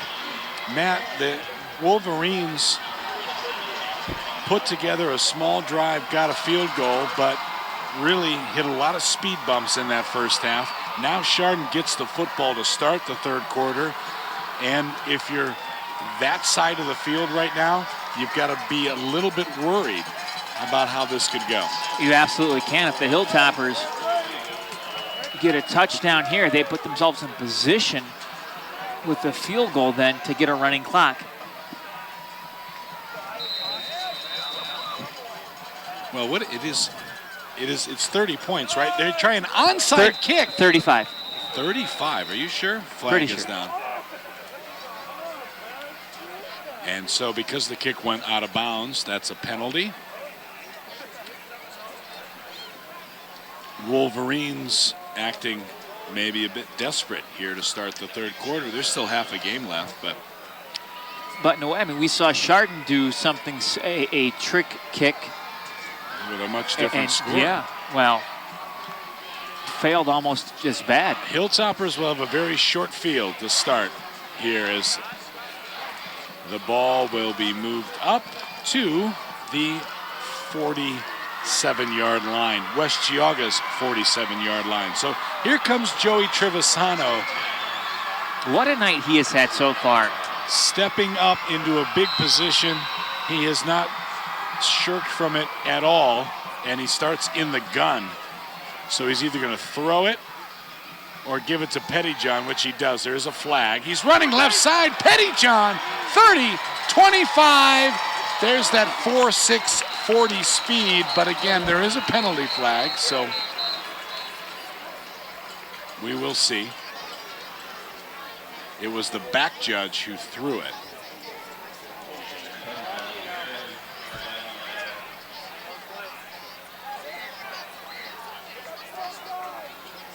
Typically a back judge on that thing, and look, Chardon is excited, so I think it's going to stand.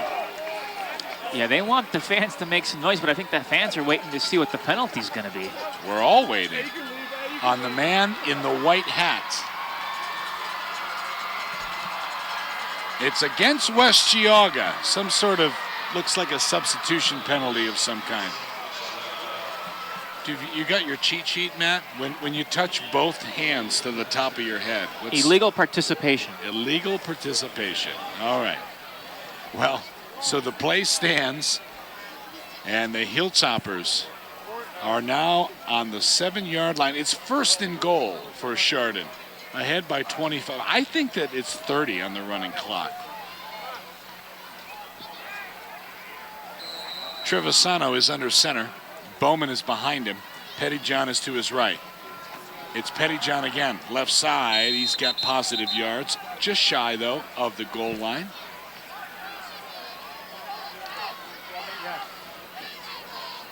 Hilltopper running backs have accounted for 1 touchdown today. They'd love to get another. A Wolverine coming off the field holding his helmet. West Geauga was really going to pride itself on its defense, but right now, Chardon doing its thing. Second down, touchdown! Question is who? Let's wait for Al Herner, the public address announcer.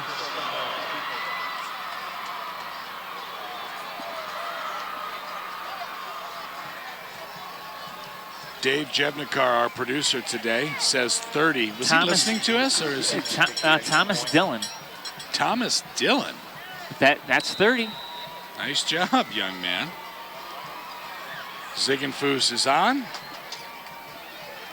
And the kick is good in the direction of the King Cone ice cream truck, which is now a staple here on Friday nights and at home games. Well, cheerleaders throwing out those souvenir footballs, Matt, and it's now 35-3, just 35 seconds into that third quarter. That's why I was saying that onside kick.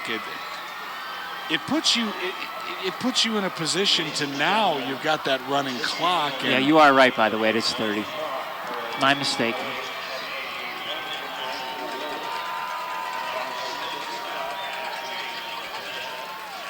Well, like we said, Al Herner is now letting the home crowd know. Such a special night here in week 1. And there are so many people from in and around this community through the rest of this year and through maybe a little bit of what we're going to continue to be doing. All of our voters in the Chardon School District should be aware of Issue 21, which is a bond issue to build a new school, which will be 6th through 12th grade. There's a lot of information available online. You can visit Just go ahead and Google Support Chardon Schools. That's the organization that is behind the fundraising and trying to get the message out. And a lot of people in this district care a lot about that. So get yourself up to date as Ziegenfuss again sends the ball through the end zone. Jamie, he can just continue doing that all year long, and he's going to give opponents a fit.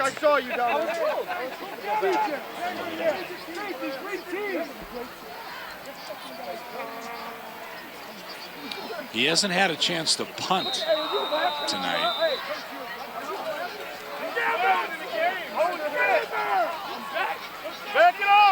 But at some point, that's going to be a part of his game as well. So the Wolverines trail by 32 points. Riley Hughie out on the field, the quarterback. Back out, Cody! Back out, Cody! He's from the gun. He's had a rough night tonight. Fakes it. He wants to keep it. He's pressured. Still in the pocket. He does fall forward for positive yardage. But good defense there. Now the Hilltoppers have done a great job defensively, staying home and getting pressure on the QB. Commando ready! Commando ready!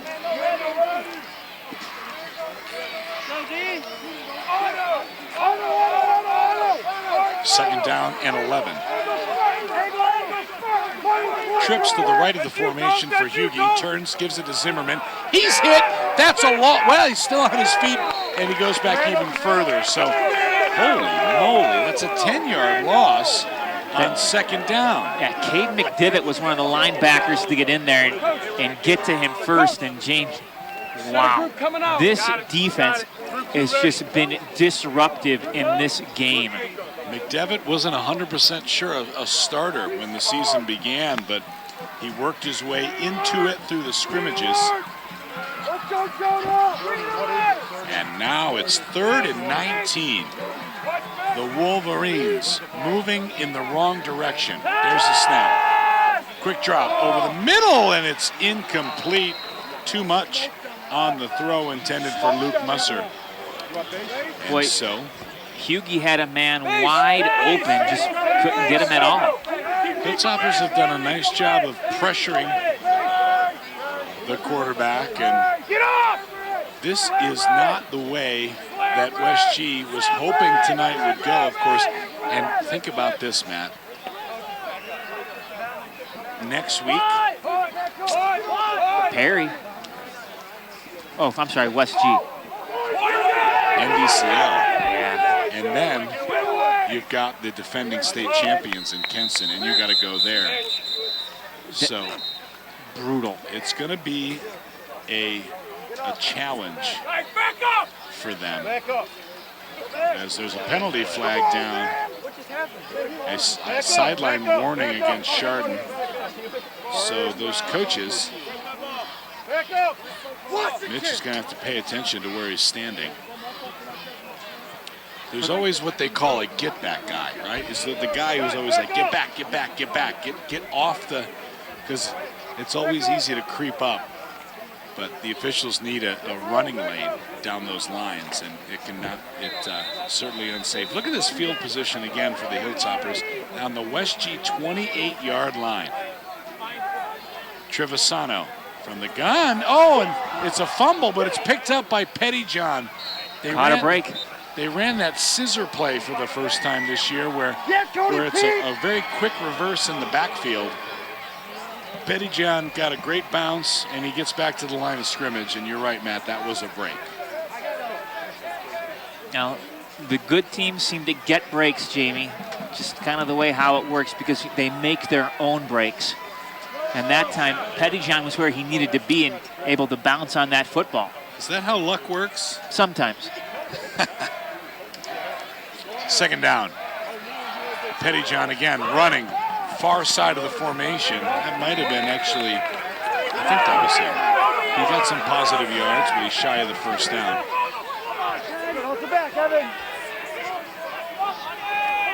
Might have been number 32. That was Evan Ash, actually. So shout out to Evan, whose dad, Eric, cleans a lot of windows in town.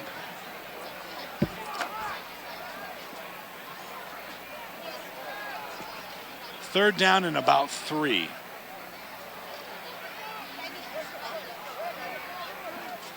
Trevisano is under center. Man is in motion. Turns, gives Bowman first down, Hilltoppers. Right up the middle. And what we're seeing so far, Matt, in almost 2.5 quarters out of DJ Bowman is that type of fullback that this team could really use moving forward. Absolutely, and that's where it all starts, Jamie. You get a tough guy up front who can clear some guys out of the way, and then who, when he gets the football, can do some special things. We saw Colt Purchase do a little bit of that last year, and Bowman taking up a little bit of a notch. It's an important part of this offense is there he is again straight ahead. Good gain of about 6. Because essentially he's like a battering ram. He's just going to keep beating you down, knocking you down, making you get up. And he loves it. He loves dishing out the punishment. The last major run that we made in the postseason, and we were both there. You remember Matt Bolden? Absolutely. And how important he was? He was huge. DJ Bowman, if he can do that, it's a great sign. Second down, 5 yards. Once again, the Hilltoppers trying to score another touchdown. They're on the West Geauga 10-yard line. From the gun, Trevisano, high snap, he's going to keep it. Running left side, he loses yards. Not much there. Looked like a broken play, maybe. One of the few times tonight they've got him in the backfield for a loss. It's going to march back about 4 yards, so it'll be 3rd down and 9. This third quarter moving quickly as we are now in what you would consider the mercy rule stage. This was implemented a couple of years ago, and obviously if you have a game that seems out of hand, you don't want to put players at risk that don't need to be. Football is battling an issue with some of the concussion stuff, so this is a rule that makes a lot of good sense. And the Hilltoppers are going to use their first timeout here in the third quarter. Jamie, this is a good time to let our folks know that Fair Week is upon us. It is here. It has started. It began yesterday, right? Yep. And we will have fair coverage for you all weekend here on GTV. So stay tuned as you can go to the website, GeaugaTV.org, to check out all our great coverage. And, of course, stay tuned to our wonderful channels. We'll have it up there as well for you. Going to be, okay, I'm going to ask you, favorite fair food? You know, I really like an elephant ear. It's certainly not something that you can only really get it one place, and that's at a fair. I got to agree with you on that. Love the elephant ears. There's just no, no one's ever made an elephant ear in their kitchen. No. Right. No, although, you know, the other thing at fairs that I don't get to eat too often elsewhere are the gyros. Sure. Well, I mean, you can get those places. That's fine. You can. I just don't happen to be anywhere near them most of the time. It's all really good for you. Oh, it's delicious. Clock running again. 3rd down and 9. Hilltoppers. They've got Trevisano in a gun. He fakes it, keeps it, breaks one tackle, breaks almost a second. He gets close, but I think he's short by a yard or 2 at least. So we'll see if Coach Mitch Hewitt decides to send Keaton out.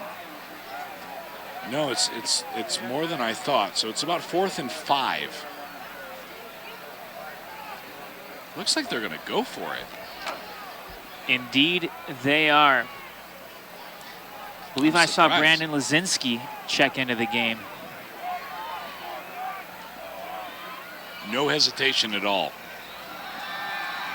fake to Bowman. Trevisano, first down, Hilltoppers. He's just short of the goal line.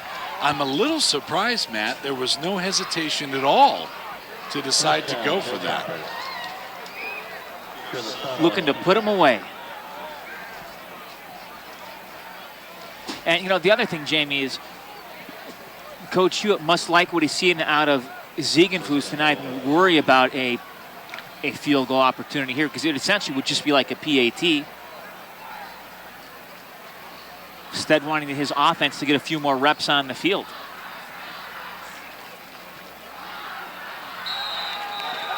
Flag on that one. Flag down on 1st and goal from the 2-yard line. And it's a holding. How can it be a holding on a dead ball?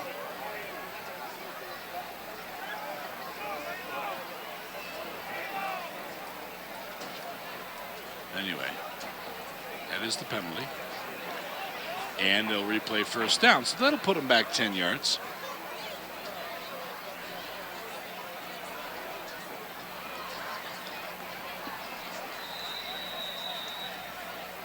But right now, the enemy for the Wolverines, of course, is the clock. And they've only had one possession here in the 3rd quarter. They'll need many more than that if they want to get back in this game. Under center, Trevisano turns, gives it to Bowman. He goes ahead for a few yards. Actually, he's still on his feet. Okay, he never was brought down. Tackled finally. I love that. You just keep the wheels churning, do what you can. You got to put a hand down. Where in that case, he might have actually fell on somebody. And if you do that, as long as your knees or elbows don't touch the ground, you can continue to run. And I think that's what he did there.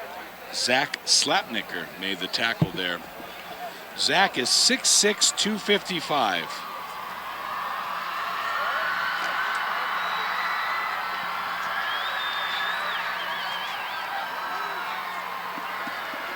Hilltoppers, Trevisano under center, running left side, tripped up and getting close. That was number 5, Vince Ferrante. Like Ferrante, they got him by the ankles and that saved a touchdown, but this is going to be an what? 3 to go maybe? 3rd and 3. Although I thought he got to about the 1. No, I'm sorry, it is at the 1.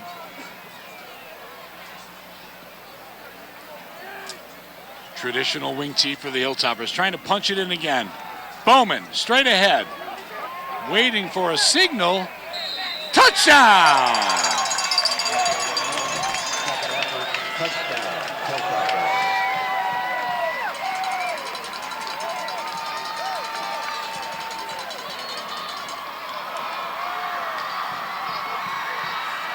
Well, the points just keep coming for Chardon. They've got 41 now, and Ziegenfuss looking to make it 42.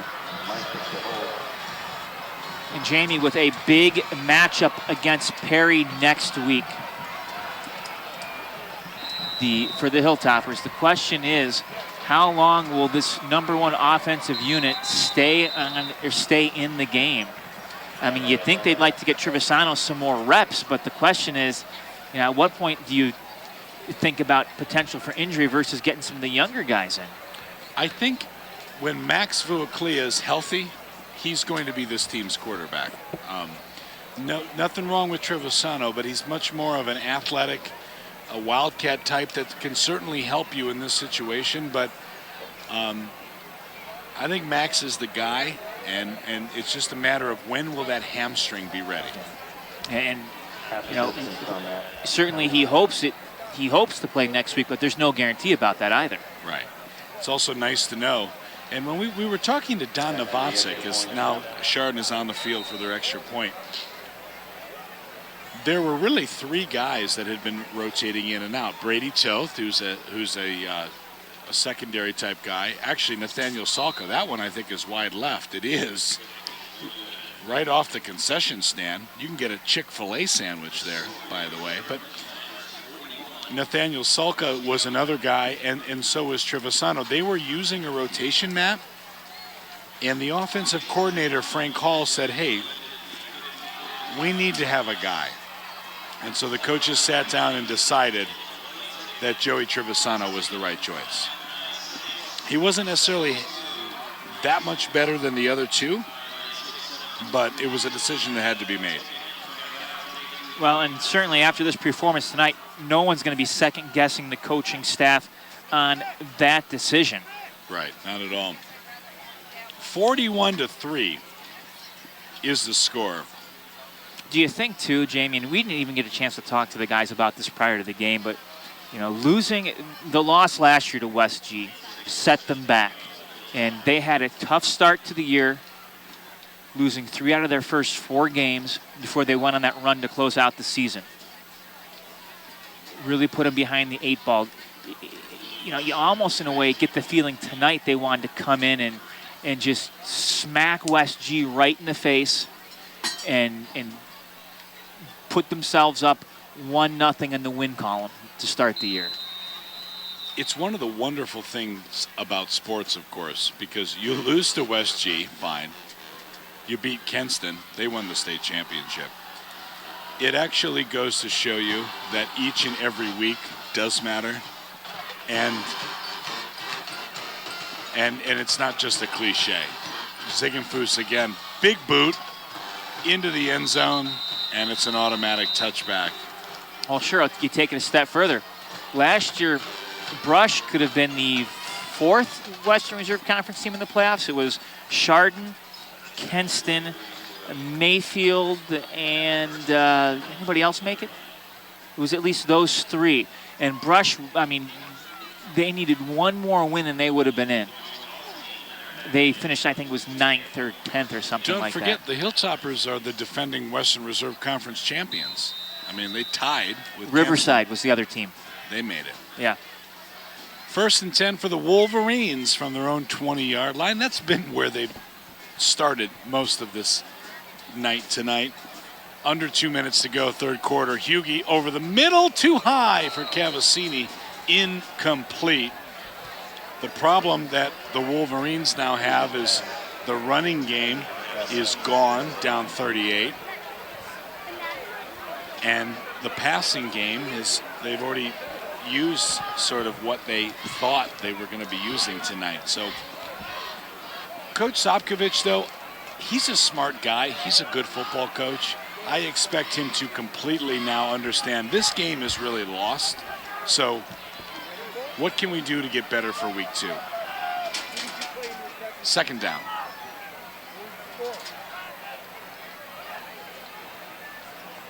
Fake the throw, quick one. It is caught and falling after the catch. Careful. Oh, and there's a flag. 2 flags. Mitch Hewitt, look, just pulled him off. Mitch is very upset. Mitch is also wearing a vest now, so it must be getting a little chilly for the head coach down there. But just a little bit of a bump after the whistle, Matt, and that's going to be a late hit. Yeah. Who was that? Zach Morrison. That was Morris. Well, learning opportunity, of course. Well, you get back to the Wolverines in this, and they've essentially got 1 quarter to do whatever it is that they're going to do, but you got to wonder at what point in time are they going to maybe try to simplify the offense here to just try to get their QB and receivers synced up, because they just look like they're on different pages right now in this one. And that is the end of the 3rd quarter. The Hilltoppers are on top 41-3. Thanks for listening and watching here on GTV. We'll take a break and be right back.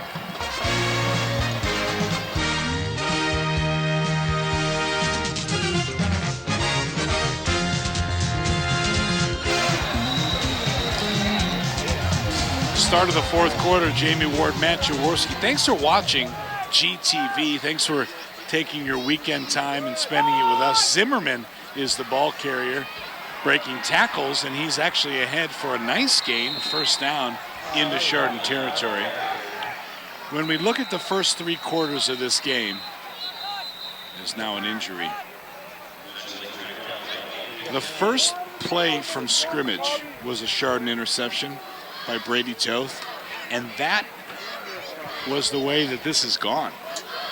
Hilltoppers have made far fewer mistakes. The offense has been on point, and it's one of those things where it seems as though the teams themselves are a little bit evenly matched. Chardon certainly winning the line of scrimmage, but you start to lose those 50-50 type plays, and like you said, Matt, you start to create your own luck, and the next thing you know, this one is over. Yeah, and it just, I don't necessarily want to say, you know, the snap of a finger, but boy, it's just a tough situation right now on the field, too. West G player is down, but he looks to be okay as he is helped up. Mario D'Amata is the West Geauga trainer who has been around Geauga County for a long time, used to be at Berkshire. And nobody, there are far few trainers who are as good as Mario in what he does. Chardon has the same trainer as they did last year. As I look for Vivian, is it Vivian? No, it's Matt. No, Maddie Legursky. Maybe she is new. I think she is. Anyway, 1st and 10. Wolverines from the gun. Quick throw, too high, almost picked off through the hands of one and almost into another. Doyle's going to be thinking about that for a while now. That was right there for him to take.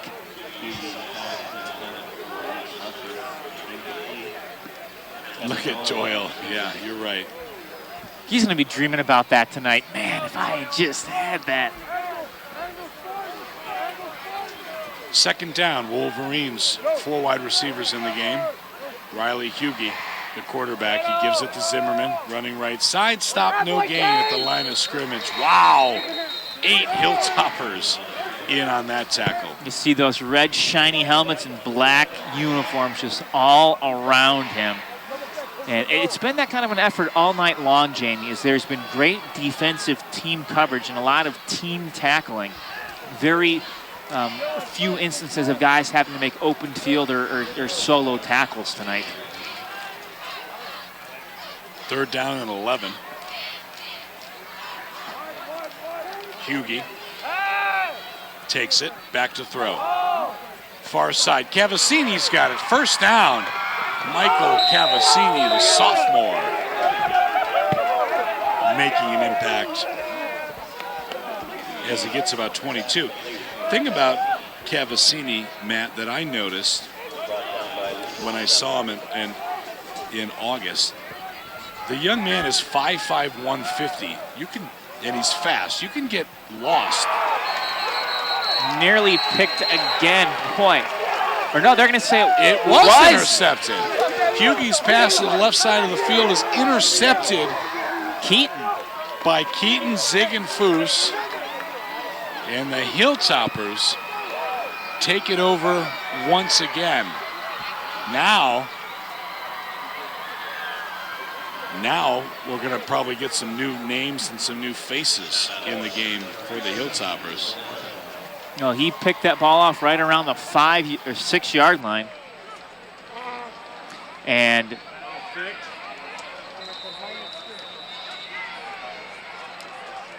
this has been the worst starting field position for Chardon in this entire contest. Yeah, you're right. You're right about that. Really some of the only adversity they've faced tonight in terms of field position. Trevisano, of course, still the quarterback. And actually, if you think about it, as they get a 1st down on 1st down, they get about 12. If this is Vuaclia, that was number 41, who's Sean Carr. If you're Max Vuaclia, sure, you bring a backup in, but how many varsity game time exchanges has Joey Trevisano had? Well, that's just it. So this is actually important. These are important snaps for him. Absolutely, and you have to.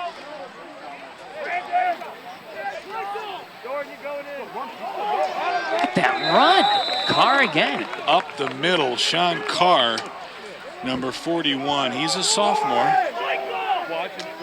Clock continuing to run. But Jamie, you're absolutely right. Again, you don't know if Max is going to play or not, and because of that, you almost have to get Joey these reps. They're so important right now.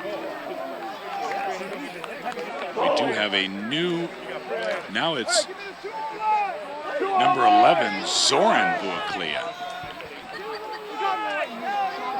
Yeah? Zoran. Yes. Zoran is in the game. He fakes it, he keeps it. He's tackled. Pretty, hey, welcome to the varsity game. Oh, man. Welcome. Dylan Ballaker, who is a senior, and Zoran is a sophomore. And we have a timeout. The Hilltoppers take a timeout. With 7:58 to go in this fourth quarter, 41-3 lead. No, I was so confused because I usually run the Jamie, this is probably a good time. We kind of mentioned it a little bit ago, but you look at the Chardon schedule, and certainly 6 home games this year lends you to be able to get out here to Chardon Memorial to see a few of them. But next week is a big away game as they go to Perry.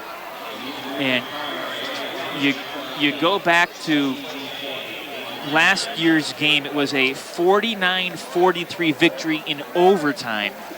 A game that the Hilltoppers had to come from behind to win. Now that game, the Pirates did not play without their top player, running back Jalen Anderson. He was hurt. And healthy this year. He's playing tonight, and we expect all things pointing to him playing next week as well. So it'll be their first look at Jalen Anderson. And the question is, will the Hilltopper defense be able to shut him down? Certainly a big game. Second down, Hilltoppers run the ball for a short gain. We're going to have to, you'll bear with us as we get some new names into this. It might have been Ryan Peterson at the very least, but there'll be a lot of new names now coming into the game. Noah Keeney has checked in, number 4. And Zoran Vuaklia, who he was nowhere on my depth chart. He wasn't on my, it's got to be Max's brother, right? Yeah. I'm not making an assumption. I am. I don't think it's a common Chardon name. I'm just going out there on a limb. Max is a senior, Zoran's a junior or a sophomore. God, so you name one of your sons Max, maybe Maximilian, and then you name the other one Zoran. I got to talk to the Vuaklias. I gotta figure out what they're up to. Third down, Hilltoppers running the ball. There's Zoran, left side. He's going to be short, gets a couple yards. So Hilltoppers in their own territory. It'll be fourth down and about 5, and so they're going to punt it. Makes sense.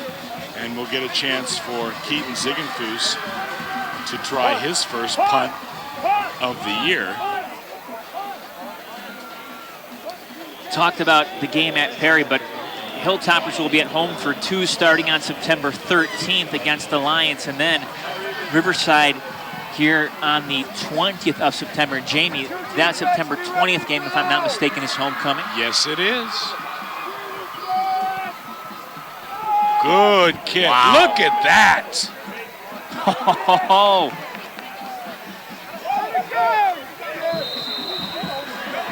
What a kick. Man.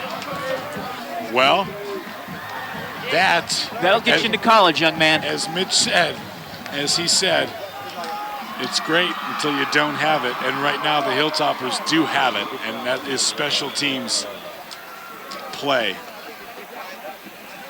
Beautiful kick. And so the Wolverines will take over with 5:45 to go. You know, I believe it was their second drive of the game that they went ahead and kicked that field goal, as Brian Landes, our defensive coordinator, now comes down from the press box. But second drive of the game, they get 3 points, but they have not come close since. No. And you have to tip your cap to the Chardon defense, Jamie. They have been all over this one. And the Wolverines just have been straight up confounded. They've been able to get a ton of pressure in the backfield. They've played great cover defense. Incomplete pass on first down. I'm curious, Matt, if Brian Landis, who's now just standing on the sidelines with a backpack and no headset, someone calls the defense, right? Like, someone calls something. Oh, yeah, you have fellow coordinators. And who's ever second in command? Who do you give that to? The vice? Yeah. That's up to them. I'm not going to pretend. Geauga tries another one of those ill-advised skip passes. You know, when those work, Jamie, it's one of those plays that, wow, why don't more people do it? But the problem is, more often than not, those passes create so many other problems and result in turnovers. Clock continues to run on 3rd down and 10. Hilltoppers have been in control here tonight in week 1 at Memorial Field. I mean, if it makes you feel better, Frank Hall's got his headset off too. Yeah. Of course, so the offense isn't on the field. You know, the other thing too is with the younger kids in there, it's an opportunity for them to come down out of the box and do a little bit of coaching as well. Geauga's going to run it on 3rd down. Working with these kids. He's hit hard. He's going to be short. And right now for West Geauga, I mean, they need to get on the bus and get out of here. Yeah. Because there is not anything to be gained.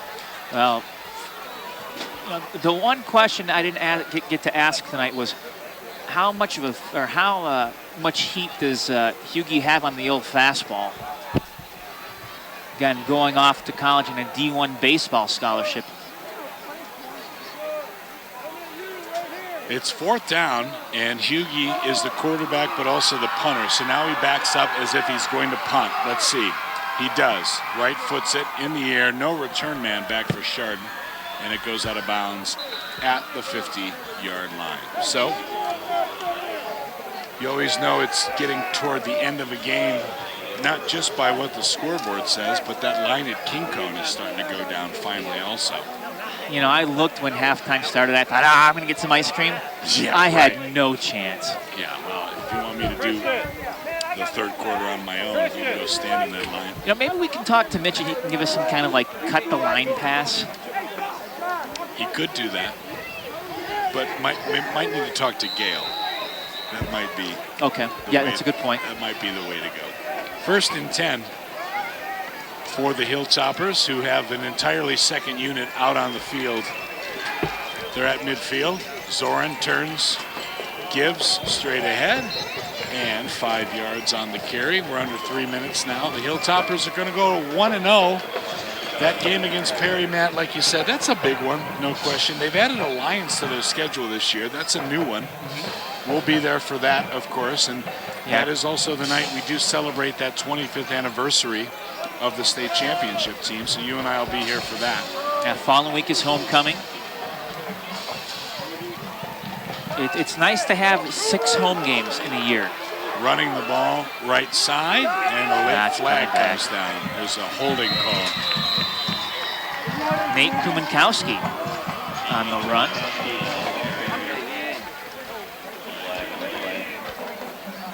Wow, is that Don Novatzik? Yes, it was.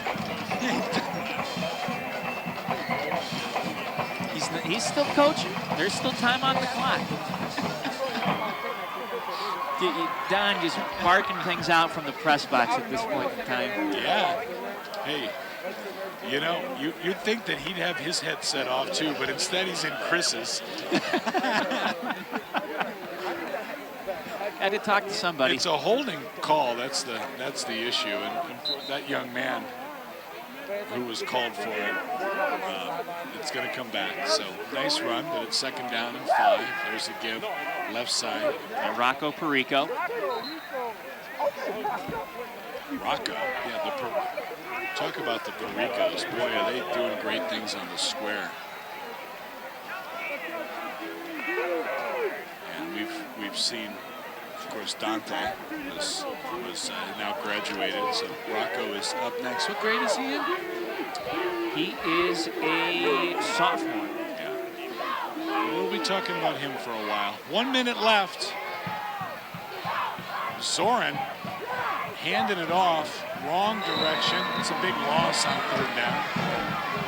Charlie Broche just spun around and headed back. So it'll be 4th down, which means the Hilltoppers are going to probably have to snap it again. Yeah, they don't have enough time to eat up. It's going to likely be one more play. But what a night it has been for the Hilltoppers. Opening night couldn't have gone any better, Jamie. No, you're absolutely right. And they were in control from the first snap. They kept control throughout the whole game. And the Hilltoppers are now going to come over to the sideline. Now that'll do it. Actually, the officials didn't start the play clock until after it was under 40 seconds, so they're good. That is it. Our final tonight, 41-3. Chardon with a very convincing Week 1 victory. As they shake hands, we'll pause and wrap things up here on GTV.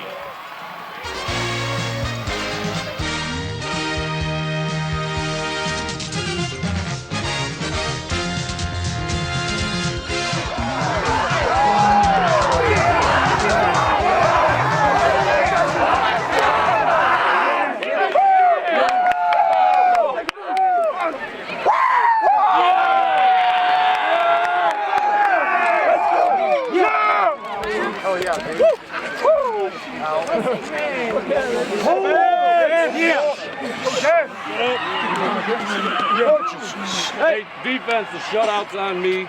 I called the onside kick, so that's on me. You pitched the shutout. Good job.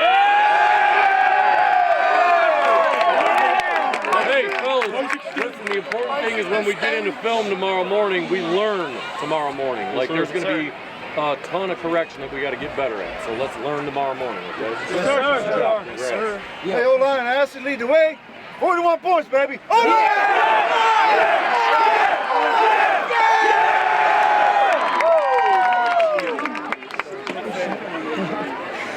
no one else?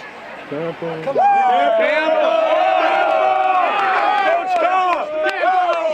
Guys, why didn't we hang 50?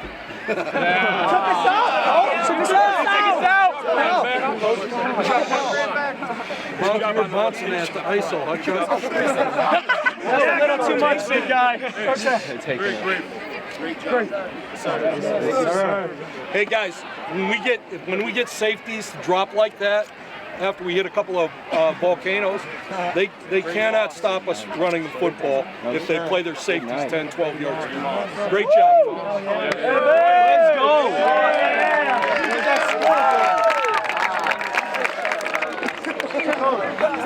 Hey, listen up. What do you got, man?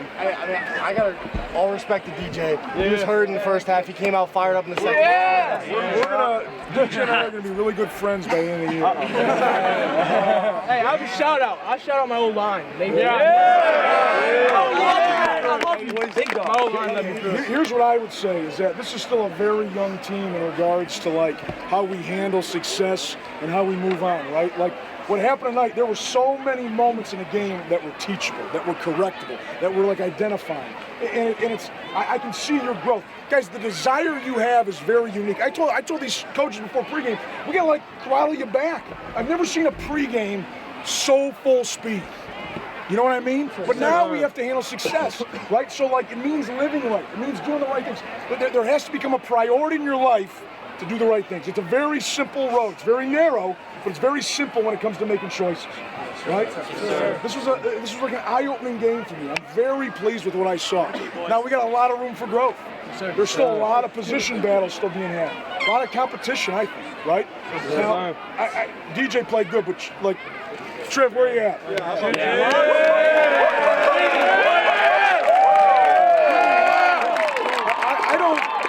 What I don't know is how to like, and coaches help me with this. What string is it? You know what I mean? Like, where do you lay? Like fifth string. There you go. Find me another school in Northeast Ohio that can put their fifth string, like the dude was playing safety a week ago. Think about that. I know you're kids, but think about what we just asked him to do. 41 points. Hey,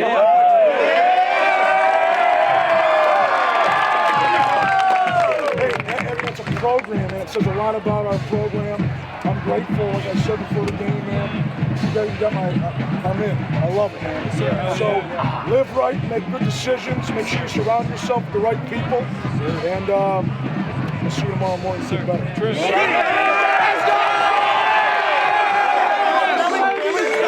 So the Hilltoppers with a big convincing win here in week 1 against their rivals. And boy, Matt, when we talked about last year at the Open, what a difference a year makes. It absolutely has. And Chardon looks quicker, they look bigger, and boy, this is a team that if they keep playing like this, it is going to be an epic showdown against Kenston. Although, don't want to get ahead of ourselves. We've got a big one coming up next week against Perry. Yeah, there's a long way to go, but this coaching staff and these players are going to feel really good about this win tonight. Well, thanks for staying with us here on GTV. For our executive producer, Dave Jevnikar, our cameramen, Brian Foster and Chris Graw, thanks to you as well, Matt. It's good to see you again. Good to be back, my friend. And thanks for all of you at home watching GTV. I'm Jamie Ward. We'll see you soon.